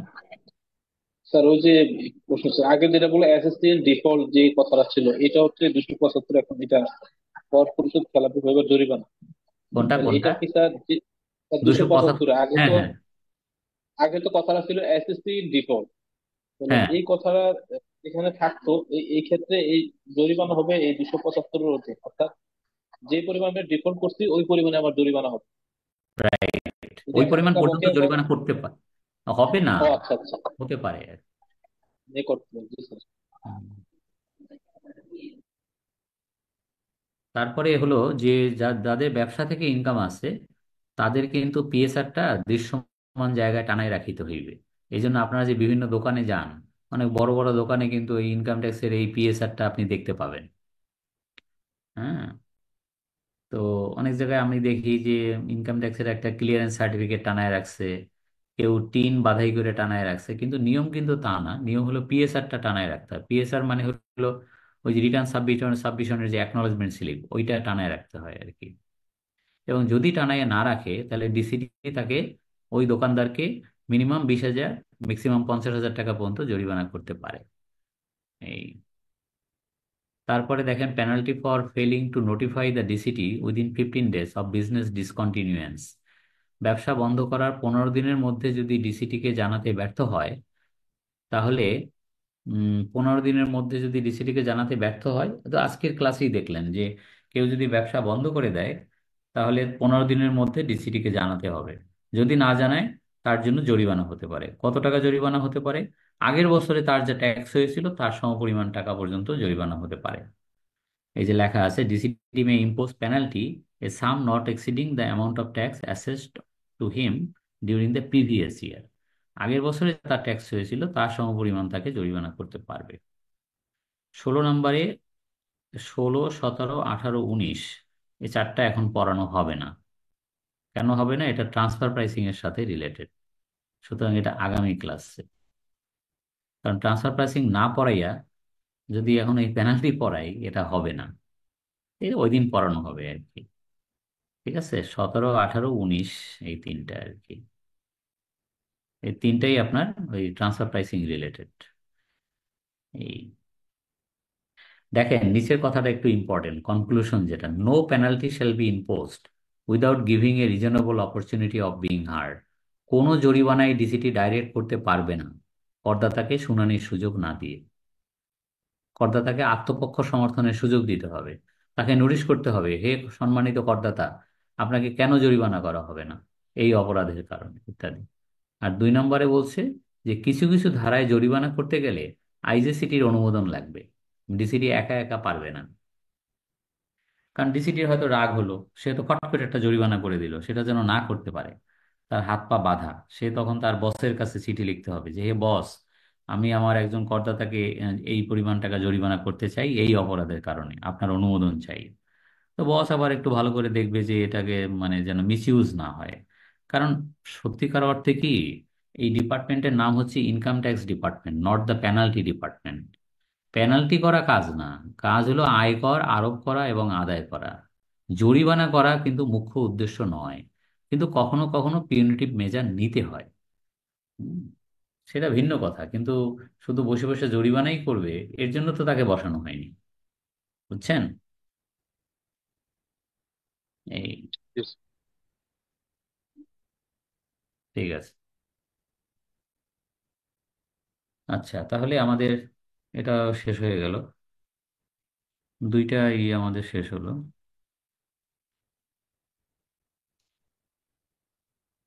স্যার আমাদের ম্যাথটা কি স্যার করাবেন না আরো পরে না, করাবেন স্যার? ম্যাথটা আগামী ক্লাসে করাবো। ওইটা ইচ্ছা ছিল আমার। এই কম্পিউটারে সমস্যা হয়েছে কি আপনাকে বলি, এটা সারাইতে হবে। এটা হলো ওয়ার্ড ফাইল বা ওগুলো খুললে পরে ওই, ওটা সম্ভবত ওই, ওটা কি বলে, মানে সবই তো চুরি করাই, ওই যে অ্যাপস ইগুলো, ওটা কি ওয়ার্ড, ওয়ার্ড ওইগুলো, তো ওইগুলো চলে যায় কিছুদিন পর পর, আবার ওই ইনস্টল করতে হয়। বুঝছেন? আচ্ছা, প্রিভার্সনে চালাতে এমন হচ্ছে লাইসেন্স না করলে। জি হ্যাঁ, কি স্যার। ওইটার কারণে ওইটা চলে যায়, তো এখন ওইটা হয় না। ওই যে মাইক্রোসফট অফিস, এখন এটা আরেকটা ইনস্টল তাহলে এগুলো করতে, লাইসেন্স নেওয়া লাগবে মানুষের। হ্যাঁ কালকে আবার এটা আরেকবার ইনস্টল দিতে হবে, না দিলে ওইটা আসতেছে না, ওইটা সব সাদা সাদা হয়ে গেছে। এই হলো সমস্যা আর কি। স্যার আপনার আগের ক্লাসে সিরিয়ালস গুলো পাই নাই স্যার। না না, আমার প্রতি ক্লাসই দেওয়া হয়, এটা আপনি নিয়ে নেবেন আপনাদের মধ্যে থেকে, যারা আছে তাদের কাছ থেকে নিয়ে নিয়েন। বুঝছেন? আর আজকে যা পড়ানো হচ্ছে এটাও কারেকশন করে আগামী ক্লাসে দিয়ে দেবো। আগামী, এটা তো আজকে আমাদের রেগুলার ক্লাস ছিল না, যার জন্য আর কি। আচ্ছা, এখন আসেন আপিল। যদি ডিসিটি কোনো খারাপ অ্যাসেসমেন্ট করে তাহলে তো আপনাকে আপিলের দ্বারস্থ হতে হবে, এটা তো আপনি বুঝতেই পারতেছেন। তো সেক্ষেত্রে আপনার করণীয় কি? তো নিয়ম হলো আপনাকে নির্ধারিত ফর্মে আপিলটা করতে হবে, সেই আপিলে আপনাকে বলতে হবে, আপিল মেমোরেন্ডামে আপনাকে গ্রাউন্ডস অফ আপিল দিতে হবে যে কি কি জায়গায় ডিসিটি আপনার ক্ষতি করছে, আপনি কি প্রতিকার চান, এটা বলতে হবে, নাম্বার 1। নাম্বার 2, আপনাকে এইটা আপিলটা করতে হবে উইদিন 45 ডেজ, অর্থাৎ ডিসিটির ওই খারাপ অ্যাসেসমেন্ট হাতে পাওয়ার 45 দিনের মধ্যে আপিলটা করতে হবে। 3 নাম্বার হচ্ছে 200 টাকা দিতে হবে আপিল ফি। আর 4 নম্বরে বলছে যে আনডিসপিউটেড ট্যাক্সটা পরিশোধ করতে হবে, রিটার্নের ভিত্তিতে যদি কোনো ট্যাক্স ডিউ থেকে থাকে সেটা পরিশোধ না করে আপনি আপিল করতে পারবেন না। এই 4টা আর কি। এখন আপিল অথরিটি যেটা করতে পারে সেটা হলো যে আপনার ডিসিটির অ্যাসেসমেন্টটাকে কনফার্ম করতে পারে, কিছু ট্যাক্স কমায় দিতে পারে, এইসব আর কি, এগুলো করতে পারে। ইভেন একটা মারাত্মক ক্ষমতা তাকে দিচ্ছে যে সে ট্যাক্স বাড়াইতেও পারে। তো এটা একটা অদ্ভুত ঘটনা, সাধারণত এরকম ঘটে না, বাট একেবারেই যে ঘটে না তা না। যে ধরেন আপিলে আপনি আপিল করছেন, ভালো কথা, এখন সে ফাইলটা ঘাঁটতে ঘাঁটতে এমন একটা পয়েন্ট পেলো যে ডিসিটি আসলে অ্যাসেসমেন্টটা ভালো করে করে নাই, একটা পয়েন্ট বাদ পড়ে গেছে, এবং ওইটা যদি মানে ডিসিটি অ্যাড্রেস করতো তাহলে আপনার ট্যাক্স আরো বাড়তো, এবং এইটা এখন আপিল কমিশনের কাছে ধরা পড়ছে।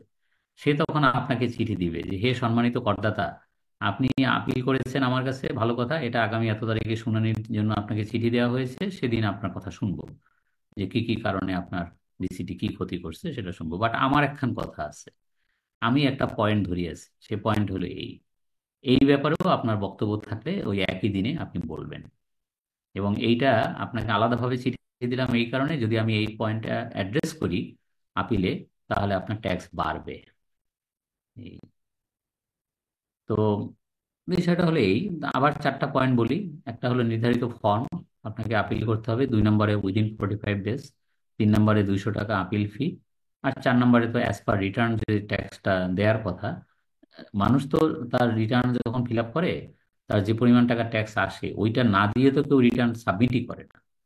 তো যদি ভুলক্রমে সে মানে ডিউ ট্যাক্সটা না দিয়েই সাবমিট করে বা কম দিয়ে সাবমিট করে, আপিল করার সময় কিন্তু ওইটুকু দিয়ে নিতে হবে, সোজা কথা আর কি।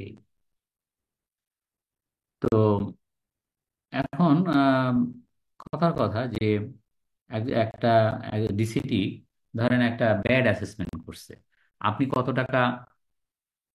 টাকা রিটার্ন দেখাইছিলেন, কত রিটার্ন ইনকাম দেখাইছিলেন, কত ধরেন 10 লাখ টাকা আপনি ইনকাম মানে সরি ট্যাক্স দিছিলেন 10 লাখ টাকা। আপনি মানে একজন করদাতা বা একটা কোম্পানি, কথার কথা 10 লাখ টাকা ট্যাক্স দিয়ে রিটার্ন সাবমিট করছে, এরপরে এটা অডিটে পড়ছে, অডিটে পড়ার পরে এটা নাস্তানাবুদ অবস্থা। এখন ডিসিটি এটা ট্যাক্স করছে 1 কোটি টাকা। 1 কোটি টাকা ট্যাক্স করে নোটিশ করছে, ডিমান্ড নোটিশ করছে 90 লাখ টাকা, মানে 1 কোটি টাকা আসছে ট্যাক্স। 10 লাখ টাকা অলরেডি রিটার্ন সাবমিট করার সময় দেয়া আছে, এখন নতুন করে আরো 90 লাখ টাকা দেওয়ার জন্য বলতেছে। আর যদি না দিতে হয় তাহলে এটার জন্য আপিল করতে হবে। আপিল কোথায় করতে হবে সেটাও ডিমান্ড নোটিশে বলা থাকে। নেই।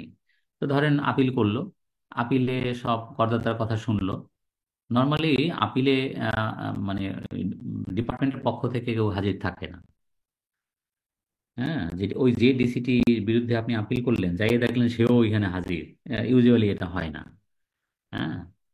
তো সে আপনার কথা শুনলো, সব কথা শুনে ধরেন এটাকে কমায় দিল, ধরেন আপনার 30 লাখ টাকা কমায় দিল। বললো যে যান, ডিসিটি আসলে বেশি করছে, আমার কাছে মনে হয় যে এটা 70 লাখ টাকা ট্যাক্স হলে এটা ঠিক আছে, আপনার তো 10 লাখ দেওয়া আছে আর 60 লাখ টাকা দিয়ে দিন। বাট আপনার এটা তো আনহ্যাপি, তখন আপনি কি করবেন? হুম, তখন আপনি যাবেন ট্রাইব্যুনাল। ট্রাইব্যুনালে সেকেন্ড ধাপ হচ্ছে ট্রাইব্যুনাল, ট্যাক্সেস অ্যাপিলেট ট্রাইব্যুনাল। এখানে যাওয়ার পদ্ধতি কি? এখানে যাওয়ার পদ্ধতি ওই একই চারটা। কি চারটা? নাম্বার ওয়ান, আপনাকে নির্ধারিত ফর্মে ট্রাইব্যুনালটা দায়ের করতে হবে এবং সেখানে আপনাকে গ্রাউন্ডস অফ আপিল বলতে হবে যে আপনি আপিলে গেছিলেন কিন্তু সেখানে আপনি ন্যায় বিচার পাননি, হালকা বিচার পাইছেন, ওখানে হালকা কমাইছে কিন্তু পূর্ণ বিচার আপনি পান নাই, কোন কোন পয়েন্টে পান নাই সেটা আপনাকে বলতে হবে। 1 নম্বর। 2 নম্বরে হলো ট্রাইব্যুনালটা সাবমিট করতে হবে উইদিন 60 ডেজ। আপিল অর্ডার হাতে পাওয়ার 60 দিনের মধ্যে আপনাকে ট্রাইব্যুনাল করতে হবে। নাম্বার 3, 1,000 টাকা দিতে হবে ট্রাইব্যুনাল ফি। আর নাম্বার 4, আমি এই চারটা আবার বলবো, রিপিট করব, তাহলে আপনার ধরতে সুবিধা হবে। নাম্বার 4, নাম্বার 4 হলো যে আপনার নিজের হিসাবে ট্যাক্স আসে কত? 10 লাখ, কিন্তু আপিল অর্ডারের ভিত্তিতে ট্যাক্স আসছে কত? 70 লাখ। তাহলে আপনার ডিফারেন্স কত? মানে এখন আপিল অর্ডার মেনে যদি আপনি ট্যাক্স দেন তাহলে কত টাকা ট্যাক্স দিতে হয়? 60 লাখ টাকা। সেই 60 লাখ টাকা 10%, মানে 6 লাখ টাকা। এখন নতুন করে আপনাকে এই 6 লাখ টাকা ট্যাক্স দিয়ে আপনাকে ট্রাইব্যুনাল সাবমিট করতে হবে। অর্থাৎ আপিল অর্ডারের ভিত্তিতে যে টাকা ট্যাক্স দাঁড়ালো 70 lakh, minus tax as per return 10 lakh, difference কত? 60 লাখ। 60 লাখের 10%, 6 লাখ টাকা নতুন করে দিতে হবে। 10 লাখ তো আপনার রিটার্ন দাখিলে আমার টোটাল এখন যদি এই 6 লাখ দেই, আমার 16 লাখ টাকা দেওয়া হবে। বিষয়টা এরকম আর কি। আর যদি এই 6 লাখ টাকা দিতে না চাই, 10% দিতে না চাই, তাহলে কনসার্ন ইনকাম ট্যাক্স কমিশনারের কাছে, ইনকাম ট্যাক্স কমিশনার মানে ডিসিটির যিনি বস, জয়েন্ট কমিশনার, তার যিনি বস কমিশনার, ওই কমিশনারের কাছে অ্যাপ্লাই করতে হবে সাদা কাগজে। সাদা কাগজ বলতেছে এই কারণে যে এর কোনো ফর্ম নাই। তো অ্যাপ্লিকেশন করে আপনাকে সে যদি দয়া পরবশ হয়, কমায় দেয়, কমায় দিতে পারে, তখন আপনি সেই পরিমাণ টাকা দিবেন। আর যদি আপনি মনে করেন যে আমার তো 70 লাখ টাকা হয়েছে, তো আমার তো এটা একেবারে নীল হয়ে আবার 10 লাখে ফিরে আসবে না, এটা তো প্র্যাকটিস, তো দিয়ে দেই, যা দেবো তাই কমবে, তো দিয়ে দিতে পারেন। আমরা ধরে নিচ্ছি যে আপনি দিয়ে দিচ্ছেন, তাহলে 16 লাখ টাকা, মানে 6 লাখ টাকা দিয়ে দিলে 16 লাখ টাকা দেওয়া হয়। আমি চারটা কন্ডিশন আবার বলি, রিপিট করি। নাম্বার 1, নির্ধারিত ফর্ম। নাম্বার 2, 60 দিন। নাম্বার 3, 1,000 টাকা। আর নাম্বার 4, 10% ট্যাক্স দিতে হবে। ঠিক আছে, অফ দ্য ডিসপিউটেড ট্যাক্স। এখন সমস্যা হচ্ছে যে বোথ সাইড আনহ্যাপি। আপনি তো আনহ্যাপি, আরো একজন আনহ্যাপি, দুইজনেই গোস্বা হয়েছে। কে কে? করদাতা তো মহা গোস্বা, যে ডিসিটি তার একটা হিউজ অ্যাসেসমেন্ট করছে, আপিলে গিয়েও আপনি বিচার পান নাই। এদিকে ডিসিটিও খ্যাপা, সে বললো যে আমি এত কষ্ট মষ্ট করে 1 কোটি টাকা ট্যাক্স করছি, ভাবছি যে 1 কোটি টাকা আদায় হবে, আপিলে গেছে, কথা নাই বার্তা নাই, এখান থেকে 30 লাখ টাকা কমায় দিল, আমিও এর শেষ দেখে ছাড়বো। যদি ডিসিটিও এরকম আপিল অর্ডারের বিরুদ্ধে ট্রাইব্যুনাল করতে চায়, সে পারবে? উত্তর হলো ইয়েস। তার জন্য কি শর্ত? তার জন্য প্রথম দুইটা শর্ত, যে নাম্বার ওয়ান, যে তাকে নির্ধারিত ফর্মে আপিলটা দায়ের করতে হবে, মানে taking prior permission from his commissioner, কমিশনারের কাছ থেকে অনুমতি নিয়ে সে এই ট্রাইব্যুনালটা দায়ের করতে পারবে, আর 60 দিনের ভিতরে করতে হবে। এই ওই 1,000 টাকা ট্রাইব্যুনাল ফি আর 10% ট্যাক্স, ওই দুইটা করদাতার, ওই দুইটা ডিপার্টমেন্টের না। এবং যদি দুই সাইডই আপিল হয়, মানে বোথ এসএসসি এবং ডিসিটি, তখন এটাকে বলা হয় ক্রস আপিল, এবং এটা ইউজুয়ালি একটা বেঞ্চেই হয়। তখন ওইটা মানে সবাই হাজির থাকে, ওপেন কোর্ট। তো এখানে দুইজন বিচারক থাকে, তাদেরকে ট্রাইব্যুনাল মেম্বার বলা হয়, এবং ওপেন কোর্টে সবার সামনেই শুনানিটা হয় আর কি। মানে ক্লোজ ডোরে না, ওপেন ডোরে। এবং সেখানে করদাতা থাকে বা তার প্রতিনিধি থাকে, ইনকাম ট্যাক্সের ডিসিটি প্রতিনিধি থাকে, তাকে বলে ডিআর। আর এসির যিনি প্রতিনিধি তাকে বলে এআর। এআর মানে অথরাইজ রিপ্রেজেন্টেটিভ, আর ডিআর মানে হলো ডিপার্টমেন্টাল রিপ্রেজেন্টেটিভ। এআর এবং ডিআর দুজনই উপস্থিত থাকে। তখন মানে ইয়ে হয় আর কি, যার যার কথাবার্তা বলে, তারপরে তো বিচারকরা বিচার করবে, যা হয় হবে আর কি। এইটাই হলো লাস্ট ফ্যাক্ট ফাইন্ডিং অথরিটি। এরপরে আর যাওয়ার কোনো জায়গা নেই। তবে ধরেন কথার কথা যে এখান থেকে আরো 20 লাখ টাকা, না ধরেন ধরেন এখান থেকে ট্রাইব্যুনালে আরো 30 লাখ টাকা কমায় দিচ্ছে, সব দিকের কথাবার্তা শুনে টুনে। ডিপার্টমেন্ট তো জিততেই পারে নাই, করদাতাকে আরো 30 লাখ টাকা কমায় দিচ্ছে, বলছে যান আপনার এখন ট্যাক্স 40 লাখ টাকা সাব্যস্ত হলো। তো 40 লাখ টাকার ভিতরে আপনি 16 লাখ টাকা দিয়ে দিচ্ছেন, আর 24 লাখ টাকা দিয়ে দিয়েন, শেষ। যদি কোনো মানে এখানে কোনো আইনের কোনো প্রশ্ন জড়িত না থাকে, তাহলে আর কোথাও যাওয়ার জায়গা নেই। বাট যদি আইনের প্রশ্ন জড়িত থাকে, তাহলে সে যেতে পারবে হাইকোর্টে।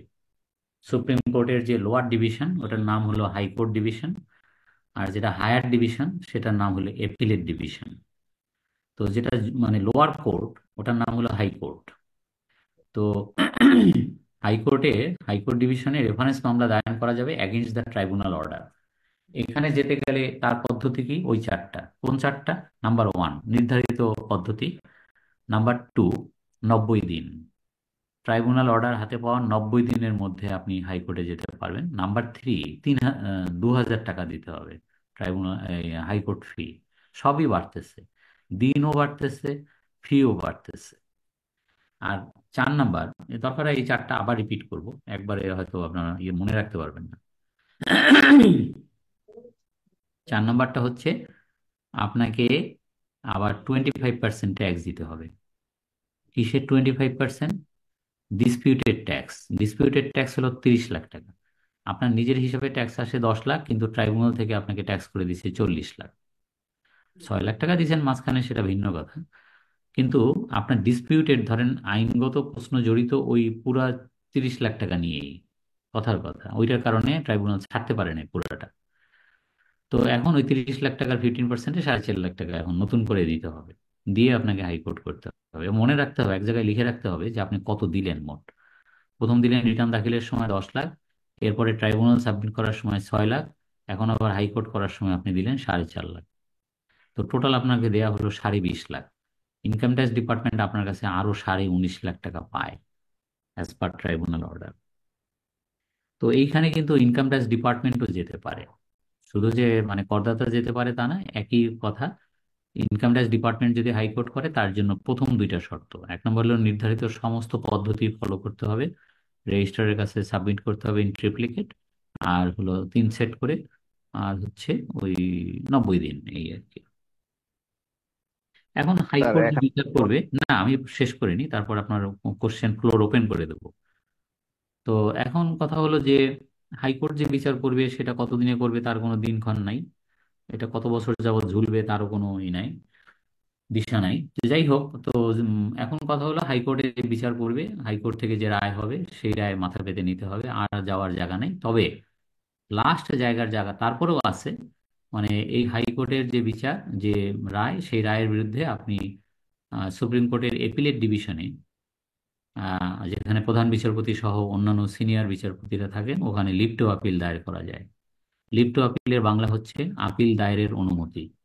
তো যদি চেম্বার জজ আদালত যদি সেটা মঞ্জুর করে, তাহলে ওই সেটা ওই ফাইনালি সেটা আপিল করা যাবে।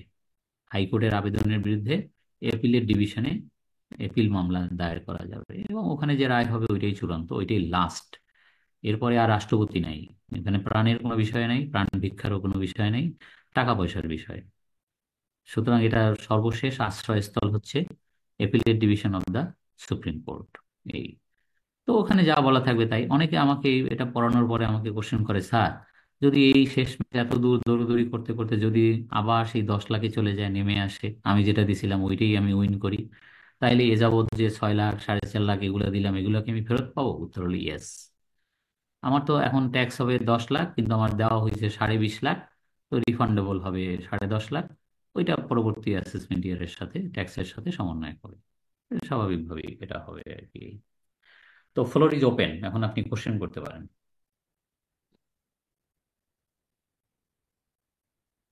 স্যার এক্ষেত্রে আপনি ডিভিশন কি আমাদের বেশিও করতে পারে, না কমই করবে সুপ্রিম কোর্টে যে হাই ডিভিশন? না না, কম বেশির কোনো এখানে ব্যাপার নেই। এখানে হলো কোশ্চেন অফ ল। এখানে আইনের প্রশ্ন জড়িত, ওই আইনের প্রশ্নের উত্তর তারা দিবে যে ইয়েস নো ভেরি গুড, এরকম আর কি। ওই আপনি কম বেশির কোনো পয়সা কড়ির বিষয় নাই, যে এত টাকার স্থলে এত টাকা হইবে, ওই সমস্ত নাই। স্যার এখানে একটা এক্সাম্পল দেন স্যার, কেমন হতে পারে, কোন রিলেটেড ল? যেমন ধরেন একটা এক্সেস পারকুইজিট, ধরেন মানে কথার কথা যে 10 লাখ টাকার উপরে এক একজন এমপ্লয়িকে বেশি যে পারকুইজিট দেওয়া হয়েছে, ডিসিডি এটা যোগ করে দিয়েছে। আমি এটা চ্যালেঞ্জ করছি হাইকোর্টে। আমি বললাম এটা কোন দেশি কথা? আমি বেতন দিছি, সেই বেতন আমি বেতনের উপরে ট্যাক্স কাটছি, তাদের মানে ব্যাংক অ্যাকাউন্টে পাঠিয়ে দিছি বেতন। যারা বেতন পাইছে তারা আবার এটার উপরে রিটার্ন সাবমিট করছে, ট্যাক্স দিচ্ছে। তো এই দোষের কি হইলো এখানে? আমি তো দোষের কিছু দেখি না। এটা কোন দেশি আইন যে আমি 10 লাখ টাকার বেশি মানে একজনকে বেতন দিতে পারবো না, তাকে বাড়ি ভাড়া ভাতা, মানে এই ভাতা, সমস্ত ভাতা দিয়ে মিলিয়ে আমি 10 লাখ টাকার বেতন দিতে পারবো না? আমি এটা চ্যালেঞ্জ করব, আমার চ্যালেঞ্জ করার রাইট আছে। This is the law point. Sir এই ধরনের আইন করার কারণটা কি? এটা তো আমি তো মনে করি একটা ব্যাড ল, মানে খুবই ব্যাড ল। এই তো এখন এইটা হাইকোর্টের কাছে প্রশ্ন ছুড়ে দেওয়া যায় যে এনবিআর যে আইন করছে, তো আমি তো এটার কোনো জাস্টিফিকেশন দিই না, আমি তো এটা লিগাল কোনো ফুটিং নাই। আমি একজন সৎ করদাতা, আমার কোম্পানি, আমরা কোনো ভায়োলেশনের মধ্যে যাই না। তো এটা কেমন কথা? আমি একজনকে যা খুশি তাই বেতন দিতে পারবো না? তার এক্সপার্টাইজ, তার সব কিছুর উপরে ভিত্তি করে আমি তাকে বেতন দেবো, তার কাছ থেকে কাজ আদায় করে তাকে বেতন দেবো। এখন আমি বেতনও দেবো, তাহলে এটা ইনকাম ট্যাক্স হলো হলো নাকি? এটা তো expenditure tax. Salary is my expenditure. আমি কোম্পানি, আমি এক বেতন দিই মানুষকে। তো যাদেরকে বেতন দিই তার মানে কি আমার হাতে এটা খরচ? এখন যদি আপনি ওই খরচের উপরে ইনকাম ট্যাক্স চার্জ করেন, তাহলে তো এটা আর ইনকাম ট্যাক্স রইল না, তাই না?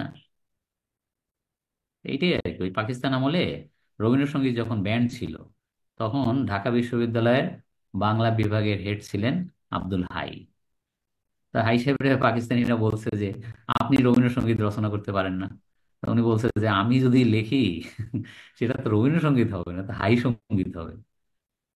তো এখন বিষয়টা হলো তাই আর কি। স্যার আপনি তো ট্যাক্স ডিপার্টমেন্টে ছিলেন, আপনার কি মনে হয় এটা কি ন্যায়সঙ্গত অথবা এইটা ব্রিটিশ যুক্তিসঙ্গত আমল কিনা? থেকে, এইটার মাঝে যা কি এটা অনেকে জানে না, এটা যে কেন এটা বিষয়টা কি। এটা বিষয়টা আমি যতখানি বুঝি যে আসলে এমপ্লয়াররা তো এমপ্লয়িকে এরকম বেশি বেশি পারকুইজিট দিয়ে তাকে রাখতে চায়, আসলে বেসিক বাড়াতে চায় না। বেসিক বাড়ালে ওইটার উপরে বোনাস বাড়ে, ওইটার উপরে প্রভিডেন্ট ফান্ড বাড়ে। ইনকাম ট্যাক্স ডিপার্টমেন্টের নোশন হচ্ছে ওইখানে, ফোকাসটা হচ্ছে ওইখানে যে যে হে কোম্পানিগণ, তোমরা ভালো হয়ে যাও, তোমরা মানুষকে এটা এরকম। তো লেবার লয়ের দেখার হ্যাঁ, পারপাস। ওইটাই আর কি। মানে এটা তোমরা এই সুবিধা সেই সুবিধা এটা বলে একজনকে এরকম না রেখে তুমি বেসিক বাড়ায় দাও। তা বেসিক বাড়ায় দিলে সবই বাড়ে, তাতে এমপ্লয়ি বেনিফিটেড হয়, এমপ্লয়ি বেনিফিট হলে সরকারও ট্যাক্স পায় ভালো, ইত্যাদি ইত্যাদি। ওই পার্সপেক্টিভই হয়তো করা, কিন্তু এটা মানে আমি যেটা বললাম এটাই যে একেবারে সত্য তা নাও হতে পারে। মানে আমারও শোনা কথা আর কি, তো কোথাও লেখা নাই। বাট আমার মতে স্যার এটা আসলে কোনো অযৌক্তিক একটা, অযৌক্তিক। আপনাদের মধ্যে থেকে একজন আমার কাছে উদাহরণ চাইছে, স্যার একটা উদাহরণ দেন তো। এই উদাহরণটা দিছি কিন্তু, এখন তো কথা অন্য স্যার নাই চলে এখানে একটা যাচ্ছে। কন্ডিশন আছে, স্যার এখানে একটা কন্ডিশন আছে স্লাইডের মধ্যে 15%, 25%, হ্যাঁ, এটা যে একটু বুঝাই। ওই তো 10 লাখ 15% টাকার পড়ানো উপরে, 10 লাখ টাকার উপরে যদি ডিমান্ড হয় তাহলে 25%, আর 10 লাখ টাকার মধ্যে যদি ছোটখাটো করদাতা হয় তাহলে 15%। তা আমি উদাহরণটা যেহেতু একটু বড় দিছি, 10 লাখ, 1 কোটি 20, মানে 40 লাখ, ওই জন্য আর কি 10 লাখের উপরে গেলে 25%। এই, স্যার ঠিক আছে। প্রত্যেক ক্ষেত্রে তো যখন অ্যাসেসমেন্ট হবে, যেমন আপিল অথবা ট্রাইব্যুনালে, প্রত্যেক ক্ষেত্রে হচ্ছে একটা অ্যাসেসমেন্ট কপি এসএসসি পাঠাবে।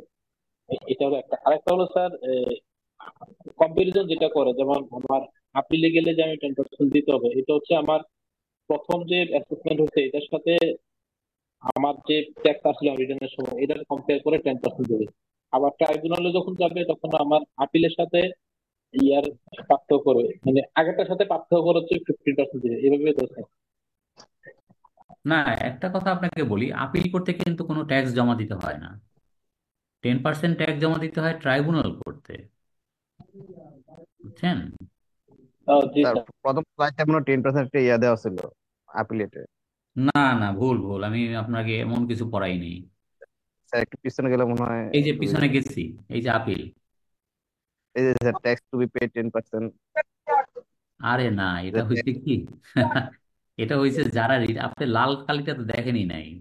আমি লাল দিছি যাতে আপনি চোখের লালটা আগে পড়ে, সেই লালটা বাদ দিয়ে পড়তেছেন, জি স্যার। বুঝছেন? করেন এখন। যে রিটার্নই দাখিল করে নাই, তো তার তো আমরা সবসময় আপনাকে পড়াই আসছি যে রিটার্নের ভিত্তিতে প্রদেয় কর পরিশোধ করতে হবে, থাকতে হবে। তো রিটার্নই দেয় নাই, তার আবার রিটার্নের ভিত্তিতে পরিশোধিত কর কি?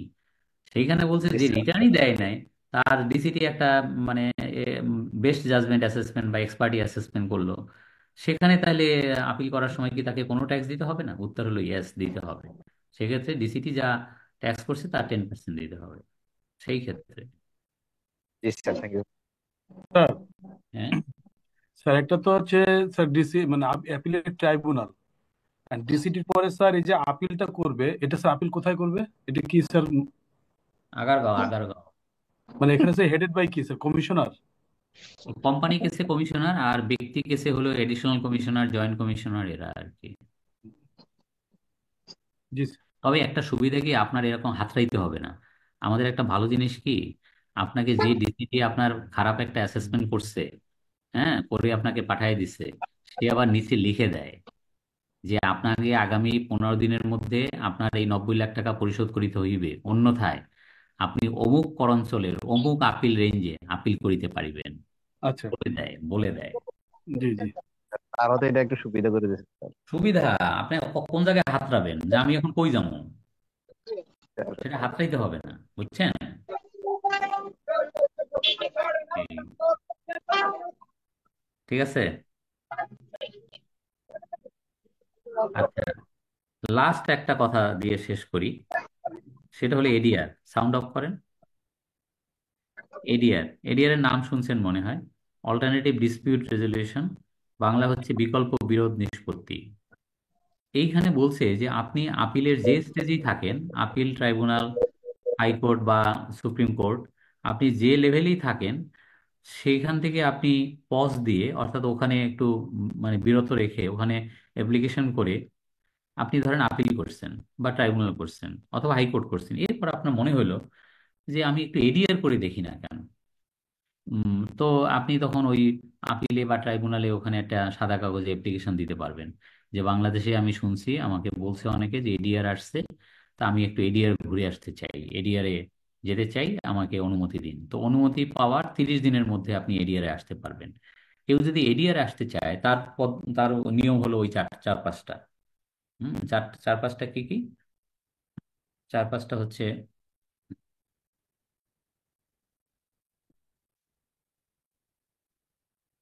চার পাঁচটা কি কি? এক নম্বর হচ্ছে যে নির্ধারিত ফর্মে আপনাকে এডিআরটা সাবমিট করতে হবে। 2 নম্বর হলো উইদিন 30 ডেজ, আপনি অনুমতি পাওয়ার 30 দিনের মধ্যে এডিআর করতে পারবেন। আর 3 নম্বর হলো 500 টাকা দিতে হবে এডিআর ফি। আর 4 নম্বর হলো আপনার ডিসপিউটেড ট্যাক্সটা আপনার পরিশোধ থাকতে হবে। আর 5 নম্বরে হলো আপনার এটার আবার 5 নম্বর আছে, সেটা হলো যিনি এখানে বিচার করবেন তার নাম হলো ফেসিলিটেটর। হুম। তো উনি ফ্যাসিলিটেট করবে, মানে মীমাংসাকারী আর কি। তো উনি কারা? সাধারণত এখানে যারা মীমাংসা করে তারা হলো রিটায়ার্ড লোকজন, বুড়া লোকজন সব। Retired member NBR, retired commissioner, অথবা রিটায়ার্ড বিচারপতি, মানে এই ডিস্ট্রিক্ট জাজ, বিচারপতি না, ডিস্ট্রিক্ট জাজ, রিটায়ার, অথবা কোনো চার্টার্ড অ্যাকাউন্টেন্ট বা কোনো কস্ট অ্যান্ড ম্যানেজমেন্ট অ্যাকাউন্টেন্ট, তারা এখানে, যাদের কোনো কাজ নাই, যারা একটু ফ্রি আছে, তারা এখানে এই ফ্যাসিলিটেটর হিসেবে থাকতে পারবে। এটা কোনো সরকারি চাকরি না। তো এনবিআর যখন আপনার এডিআর যখন অ্যাপ্লিকেশন পড়ে, এনবিআর তখন একজনকে সিলেক্ট করে। ধরেন প্যানেল অফ ফ্যাসিলিটেটর আছে 10 জন না 12 জন। ওই 12 জনের ভিতরে যার কাজ কম আছে তাকে বললে যে আপনি এই কেসটা একটু হ্যান্ডেল করেন। তো তারে 50,000 টাকা দেওয়া হয়। ওই 50,000-এর 25,000 দেয় হলো করদাতা, 25,000 দেয় এনবিআর। নাহলে সে চলবে কেমনে? সে তো চাকরি করে না, সে তো রিটায়ার্ড। আর সে তো এনবিআর এ নতুন চাকরি নেয় নাই ফ্যাসিলিটেটর হিসাবে। ফ্যাসিলিটেটর হিসাবে কিন্তু কোনো চাকরি না। এটা হলো পার কেস সেই রকম নোটিশ কইরা তারে হাজির করাবে, তারপরে বিচার করবে, রায় লিখবে, তারে 50,000 টাকা টোকেন সম্মানী দেওয়া হবে। তো এটা 50-50, মানে অর্ধেক দেবে করদাতা, অর্ধেক দেবে এনবিআর। স্যার তো 50,000 টাকা কি ফিক্সড করা? অলমোস্ট ফিক্সড প্রতিটা কেসে। যদিও মামলা যদি খুব ছোট হয় তাহলে তার হলো মিনিমাম 5,000, আর সর্বোচ্চ 50,000 এই। তবে ছোটখাটো মামলা তো আর যায় না এটি সুতরাং মোটামুটি 50,000 টাকার একটা ফিক্সড, 25,000 টাকার একটা পে অর্ডার দিতেই হয়, মানে কোম্পানিগুলো যারা এডিআর আসে। এই আর কি। এখানে গেলে যে একেবারে সমাধান হয়ে যায় তা না। আমাদের বাস্তব অভিজ্ঞতা খুবই রূঢ়, মানে খুব কমই সমাধান হয়। বেশিরভাগ ক্ষেত্রে এখানে 3টা ঘটনা ঘটে, হয়তো মীমাংসা হয়ে গেল, ছোটখাটো ইস্যু হলে মীমাংসা হয়ে গেল। মীমাংসা হবে কিভাবে? এখানে তো মানে ফ্যাসিলিটেটর দুই পক্ষকে ডাকে, করদাতাকেও ডাকে বা তার প্রতিনিধি, এদিকে কমিশনারের প্রতিনিধি ডাকে, কমিশনারকে ডাকে। এখন বলে যে তোমার ডিসিটি তো এরকম মানে হেভি স্পেন্ড করছে, তুমি একটু কমাও। এসএসসি বলে দেখেন আপনি যে 10 লাখ টাকা ট্যাক্স দিয়েছেন, আপনি তো বোঝেনি যে একবার বাঘে ধরলে তো মানে মানে আপনার 10 লাখ তো আর ঠিক থাকবে না। তো আপনি একটু বাড়ান, ও একটু কমক, মোটামুটি একটা জায়গায় আসেন, আমরা সেটেল করি। তো যদি দেখা যায় যে না সেটেল হলো তো ভালো, যদি দেখা যায় যে না ঘাটতারা, মানে কেউ কারোর কথা মানে এও কমাবে না ও বাড়াবে না, সমাধান হবে কিভাবে? ফেসিলিটেটরকে কোনো ক্ষমতা দেওয়া হয়নি আইনে যে সে একটা কিছু করে দিতে পারবে না, দুজনে গায়ে হাত বুলাইতে পারবে এইটা বলা আছে। দেখেন তারা যদি মানে নিজেরা না মিলে, তাইলে মানে ফেসিলিটেটরের আসলে মিলানোর আসলে উপায় নেই। সে ওই মধ্যস্থতাকারী হিসাবে চেষ্টা করে মাত্র এই, বাট কোনো ক্ষমতা দেওয়া হয়নি যে সে যা করবে তাই দিতে হবে, এরকম কোনো দেওয়া দেওয়া হয়নি তাকে এই। ফলে এখানে মীমাংসা খুব কমই হয়, মানে আংশিক মীমাংসা হয়, মোটে হয় না, বা কোনো কোনো ক্ষেত্রে হয়তো হয় এই আর কি। তা যদি এখন মনে করেন যে এখানে মীমাংসা হয়ে গেল তো গেল, তাহলে তো আর ওই কোর্টে আর যাবে না যেখান থেকে আসছে সে। আর 2 নম্বর যদি না হয় তাহলে ওইখানে গিয়ে আবার হাজির হবে যে না আসছি, হয় নাই আমারটা, আপনি হিয়ারিং নেন। ভাবছিলাম যে এরিয়ারে গেলে যদি সমাধান হয়, কিন্তু সেটা হয় না। এই আর কি। স্যার কিন্তু স্যার এক্ষেত্রে কি এডিআর ফেসিলিটির চ্যালেঞ্জ যিনি করা যাবে থাকে? একজন একজন কোশ্চেন করেন। জি ভাই এডিআর কি বলেন আপনি। চ্যালেঞ্জ করা যাবে? এডিআর স্যার একটা সিদ্ধান্ত দিল, এটা যদি কারো পক্ষে না আসে, যদি সংক্ষুব্ধ হয়, তাহলে কি স্যার চ্যালেঞ্জ করতে পারবে? বা না না, এডিআরে যদি ফয়সালা হয়ে যায় তাহলে 3 পক্ষকে সাইন করতে হয়। করদাতার প্রতিনিধি সাইন করবে, কমিশনারের প্রতিনিধি সাইন করবে, কমিশনার সাইন করবে, ফেসিলিটেটর সাইন করবে, ম্যান্ডেটরি। ওরে বাবা, এটার এগেনস্টে আর কোথাও যদি যাওয়া যাবে না। এটা সংক্ষুব্ধ হয়ে স্যার, সংক্ষুব্ধ হলে স্যার? কোন, আপনি বোঝেন না কিছুই। সংক্ষুব্ধ হলে আবার সিগনেচার করবে কেন? হয় কি? কেন দেওয়ার পাওয়ার দেওয়া নাই, খালি তিন পক্ষের মিলিয়ে দেওয়া, দুই পক্ষের মিলে দেওয়া, হ্যাঁ। আমি মিললে না সই করব যে হ্যাঁ মিলিত হয়েছি। ও মীমাংসা হইলেই সাইন করবে হ্যাঁ, না? মীমাংসা হইলেই তো সাইন করবে, মীমাংসা না হলে সাইন করবে কেন? আচ্ছা স্যার, এটা স্যার আপনি বলার আগে বলছেন যে ডিসপুট ট্যাক্সকে পরিশোধ করে আসতে হবে। স্যার ডিসপুট ট্যাক্স নাকি স্যার রিটার্নের ট্যাক্স? না, রিটার্নের ট্যাক্স, ডিসপিউটেড ট্যাক্স। রিটার্নের ট্যাক্স, ওর সময় স্যার ডিসপুট কথাটা চলে আসছে। না, আচ্ছা স্যার, আনডিসপিউটেড, ডিসপিউটেড স্যার বলি না, আনডিসপিউটেড ট্যাক্স। আনডিসপুটেড। আচ্ছা স্যার, এখানে এটা তো স্যার করবে কি ডিসিটির পরে, ডিসিটির পরে সে স্যার এডিআর এর এই ওয়েতে যেতে পারে? জি না, যে কোনো সময় ডিসিটি নিতে পারে। ডিসিটি একটা খারাপ অ্যাসেসমেন্ট করছে, 1 কোটি টাকা ট্যাক্স করছে, আজকে জি। যেটা খবর দিলাম আর কি। হুম। ওইটার আগে সে ডাইরেক্ট এরিয়ারে আসতে পারবে না। ডাইরেক্ট পারবেন না? আচ্ছা আচ্ছা। না, তাকে কোনো একটা ভায়া মিডিয়া হয়ে আসতে হবে, হয় আপিল থেকে আসতে হবে বা ট্রাইব্যুনাল থেকে বা হাইকোর্ট থেকে। তার আচ্ছা মামলাটা আচ্ছা যেখানে পেন্ডিং ওখান থেকে আসতে হবে, ডাইরেক্ট আসা যাবে না। আচ্ছা আচ্ছা। বুঝছেন? স্যার এক্ষেত্রে আমাদের যে একটা 50,000 বা 5,000 যেটা একটা খরচ ছিল, ধর মীমাংসা হইলো না, এই খরচটাকে আমার দিতে হবে ফিটা, ওটা গেছে, মীমাংসা ওটা না হলে? ওটা জলে গেছে। সেটা তো ট্যাক্স না, এই যে 25,000 যেটা দিল, না, ওটা হলো এডিআর এর রেমুনারেশন, রেমুনারেশন, এটার সাথে পারিশ্রমিক, ট্যাক্সের সম্পর্ক নেই। সম্পর্ক নাই। এইটা স্যার প্রথমে দিতে হবে না? হ্যাঁ, এটা তো প্রথমেই দিতে হবে, না দিলে তো উনি শুনানি নেবে না। এক্ষেত্রে গভর্নমেন্টের হ্যাঁ, টাকা গেছে, এত হ্যাঁ, কথা বলছে। সে গভর্নমেন্টেরটাও গেছে, উনি ওনার 50,000, আপনারা দুজনে মিলেন আর না মিলেন, আমার 50,000 ঠিক আছে। বুঝেন না? আমার মানে ফেসিলিটেটর, এই তারও তো চলতে হবে, বুঝেন নাই? স্যার আপনি ঠিক কি আছে, এখন? তাহলে আজকে আজকে মোটামুটি মানে কম হলো না, তিনটা কাভার করা গেল। জি একটা স্যার। হলো আপনার জি স্যার। অ্যাসেসমেন্ট, 2 নম্বর হলো পেনাল্টি, আর 3 নম্বর হলো appeal tribunal, high court, supreme court, ADR ইত্যাদি। ঠিক আছে, আগামী ক্লাসে একটু নোট করে নেন, একটু আমি যদি জিজ্ঞেস করি আমাকে বইলেন। আগামী ক্লাসে আমাদের টার্গেট হলো রেসিডেন্ট রেসিডেন্ট ডাবল ট্যাক্সেশন ট্রিটি, আর হচ্ছে ট্রান্সফার প্রাইসিং। একটা ম্যাথ। হ্যাঁ, জি ভালো স্যার। কথা, ওটা মনে করাই দিন, একটা ম্যাথ, একটা মানে ওইটা না পার্টনারশিপের। করলে ক্লিয়ার হবো না স্যার। না, না, হবে না তো, ওটা ওটা করলে আপনি একদম ক্লিয়ার হয়ে যাবেন। তাহলে এটা মনে করাই দিন আমাকে একটু আগামী ক্লাস। একটা ঠিক আছে, প্রশ্ন করা যাবে স্যার? হ্যাঁ বলেন। স্যার ওই যে ন্যূনতম করের বিষয়ে স্যার, এই যে হুম, মোট আয় নির্ণয়ের সময় আমরা যে ন্যূনতম করটা বাদ দিয়ে বাকিটার উপরে যে 3% আমরা ক্যালকুলেশন করি, রাইট, রাইট, এই হ্যাঁ, ক্ষেত্রে এই ক্ষেত্রে স্যার এই যে যেই ন্যূনতম করগুলি বাদ দিব, হ্যাঁ, সেইটা কি ওই যে 163 ধারার রাইট, উপধারা হ্যাঁ, 2 এর খতে যেই বিষয়গুলি বলা আছে, 88 থেকে 92, হ্যাঁ, 94, হ্যাঁ, 95, এই সবগুলোই বাদ যাবে স্যার? হ্যাঁ, সবগুলোই বাদ যাবে। আর তাহলে স্যার চূড়ান্ত কর দায় কোনগুলোকে ধরবো স্যার, মানে চূড়ান্ত ফাইনাল? করতে তো আছে 4-5টা, আমি আপনাকে পড়াইছি তো, সঞ্চয়পত্রের সুদ, তারপরে এক্সপোর্টস ক্যাশ সাবসিডি, এরকম আর কি, জমি বিক্রি থেকে গেম গেইন, সাব রেজিস্ট্রার যেটা আদায় করে ইত্যাদি। পড়ানো হয়েছে তো আপনাকে, টিডিএস এর ক্লাসে তো একবারে ফাইনাল গোল করে দিচ্ছি, ফাইনাল আর কোনটা কোনটা সেমিফাইনাল। তাহলে হচ্ছে গিয়ে মোট আয় নির্ণয়ের সময় এই কয়টা ধারার সবগুলোই বাদ যাবে, বাদ দিয়ে তারপর 3% আমরা বের করবো। Right, right. আচ্ছা আচ্ছা। স্যার আর টিডিএস নিয়ে একটা কোশ্চেন করবো স্যার। কি? স্যার টিডিএস নিয়ে একটা স্যার কোশ্চেন করতাম স্যার জানার জন্য। না, থাক, আজকে আর থাক।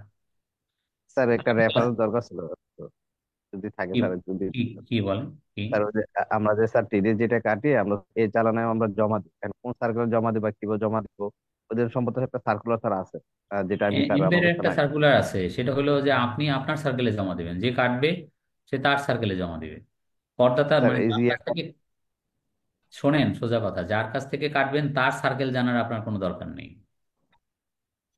আপনি তো আপনারটা স্যার জানেন। এটা, জি স্যার এটা সার্কুলারটা স্যার যদি একটু রেফারেন্সটা দিতে স্যার, ডাউনলোড সার্কুলার করে আমি আপনি, দেখাই। এটা আমার কাছে নাই অবশ্য, এটা আপনি কোনো না কোনো ইসে পাবেন, ওই বইয়ের পিছনে, লাল বাহাদুরের বইয়ের পিছনে পিছনে কোথাও পাবেন। বাট এটাই নিয়ম, এটা আপনি মানে লিখে নিতে পারেন, একদম স্বতঃসিদ্ধ আর কি। স্যার এটা নিয়ে একটু আর কোশ্চেন তৈরি হচ্ছে তো ইদানিং, অনেকে বলে যে না তারটাই দিতে হবে, আমি তো কিছু দিতে হবে, আপনার অনেকে টাতে কি বলে, জমা দিই। কি বলে কি দিতে স্যার হবে? আমাকে, স্যার আমাকে বলেছে যে না, আপনি আপনার সাথে জমা দিবেন না, আমার টাকা আপনি জমা দিয়েছেন আমার সার্কেলে জমা দিবেন, এ আমি কাজটি হে, আমার সার্কেলে জমা দিতে পারবো না। না, না, না, না, ওটা কোনো কথা না। এটা হলো ওই ডিসিটি আপনার কোম্পানি মনিটর করে, আপনার কোম্পানির যিনি ডিসিটি সে মনিটর করে আপনি কোন কোন খাতে উৎসে আয়কর কর্তন করার কথা আপনি করছেন কিনা, করে তারে জমা দিচ্ছেন কিনা, সেটা একটা মনিটরিং লাগবে না। আপনি যদি 14 জনের কাছ থেকে কাইটে 14 জায়গায় জমা দেন, তাহলে তো কেউ আপনাকে মনিটর করতে পারবে না। জি স্যার, জি স্যার। এটা হয় নাকি? এটাই স্যার। এটা হয় না। ঠিক জি আছে, স্যার। তাহলে আগামী ক্লাসে আবার দেখা হবে। Thank you. জি স্যার।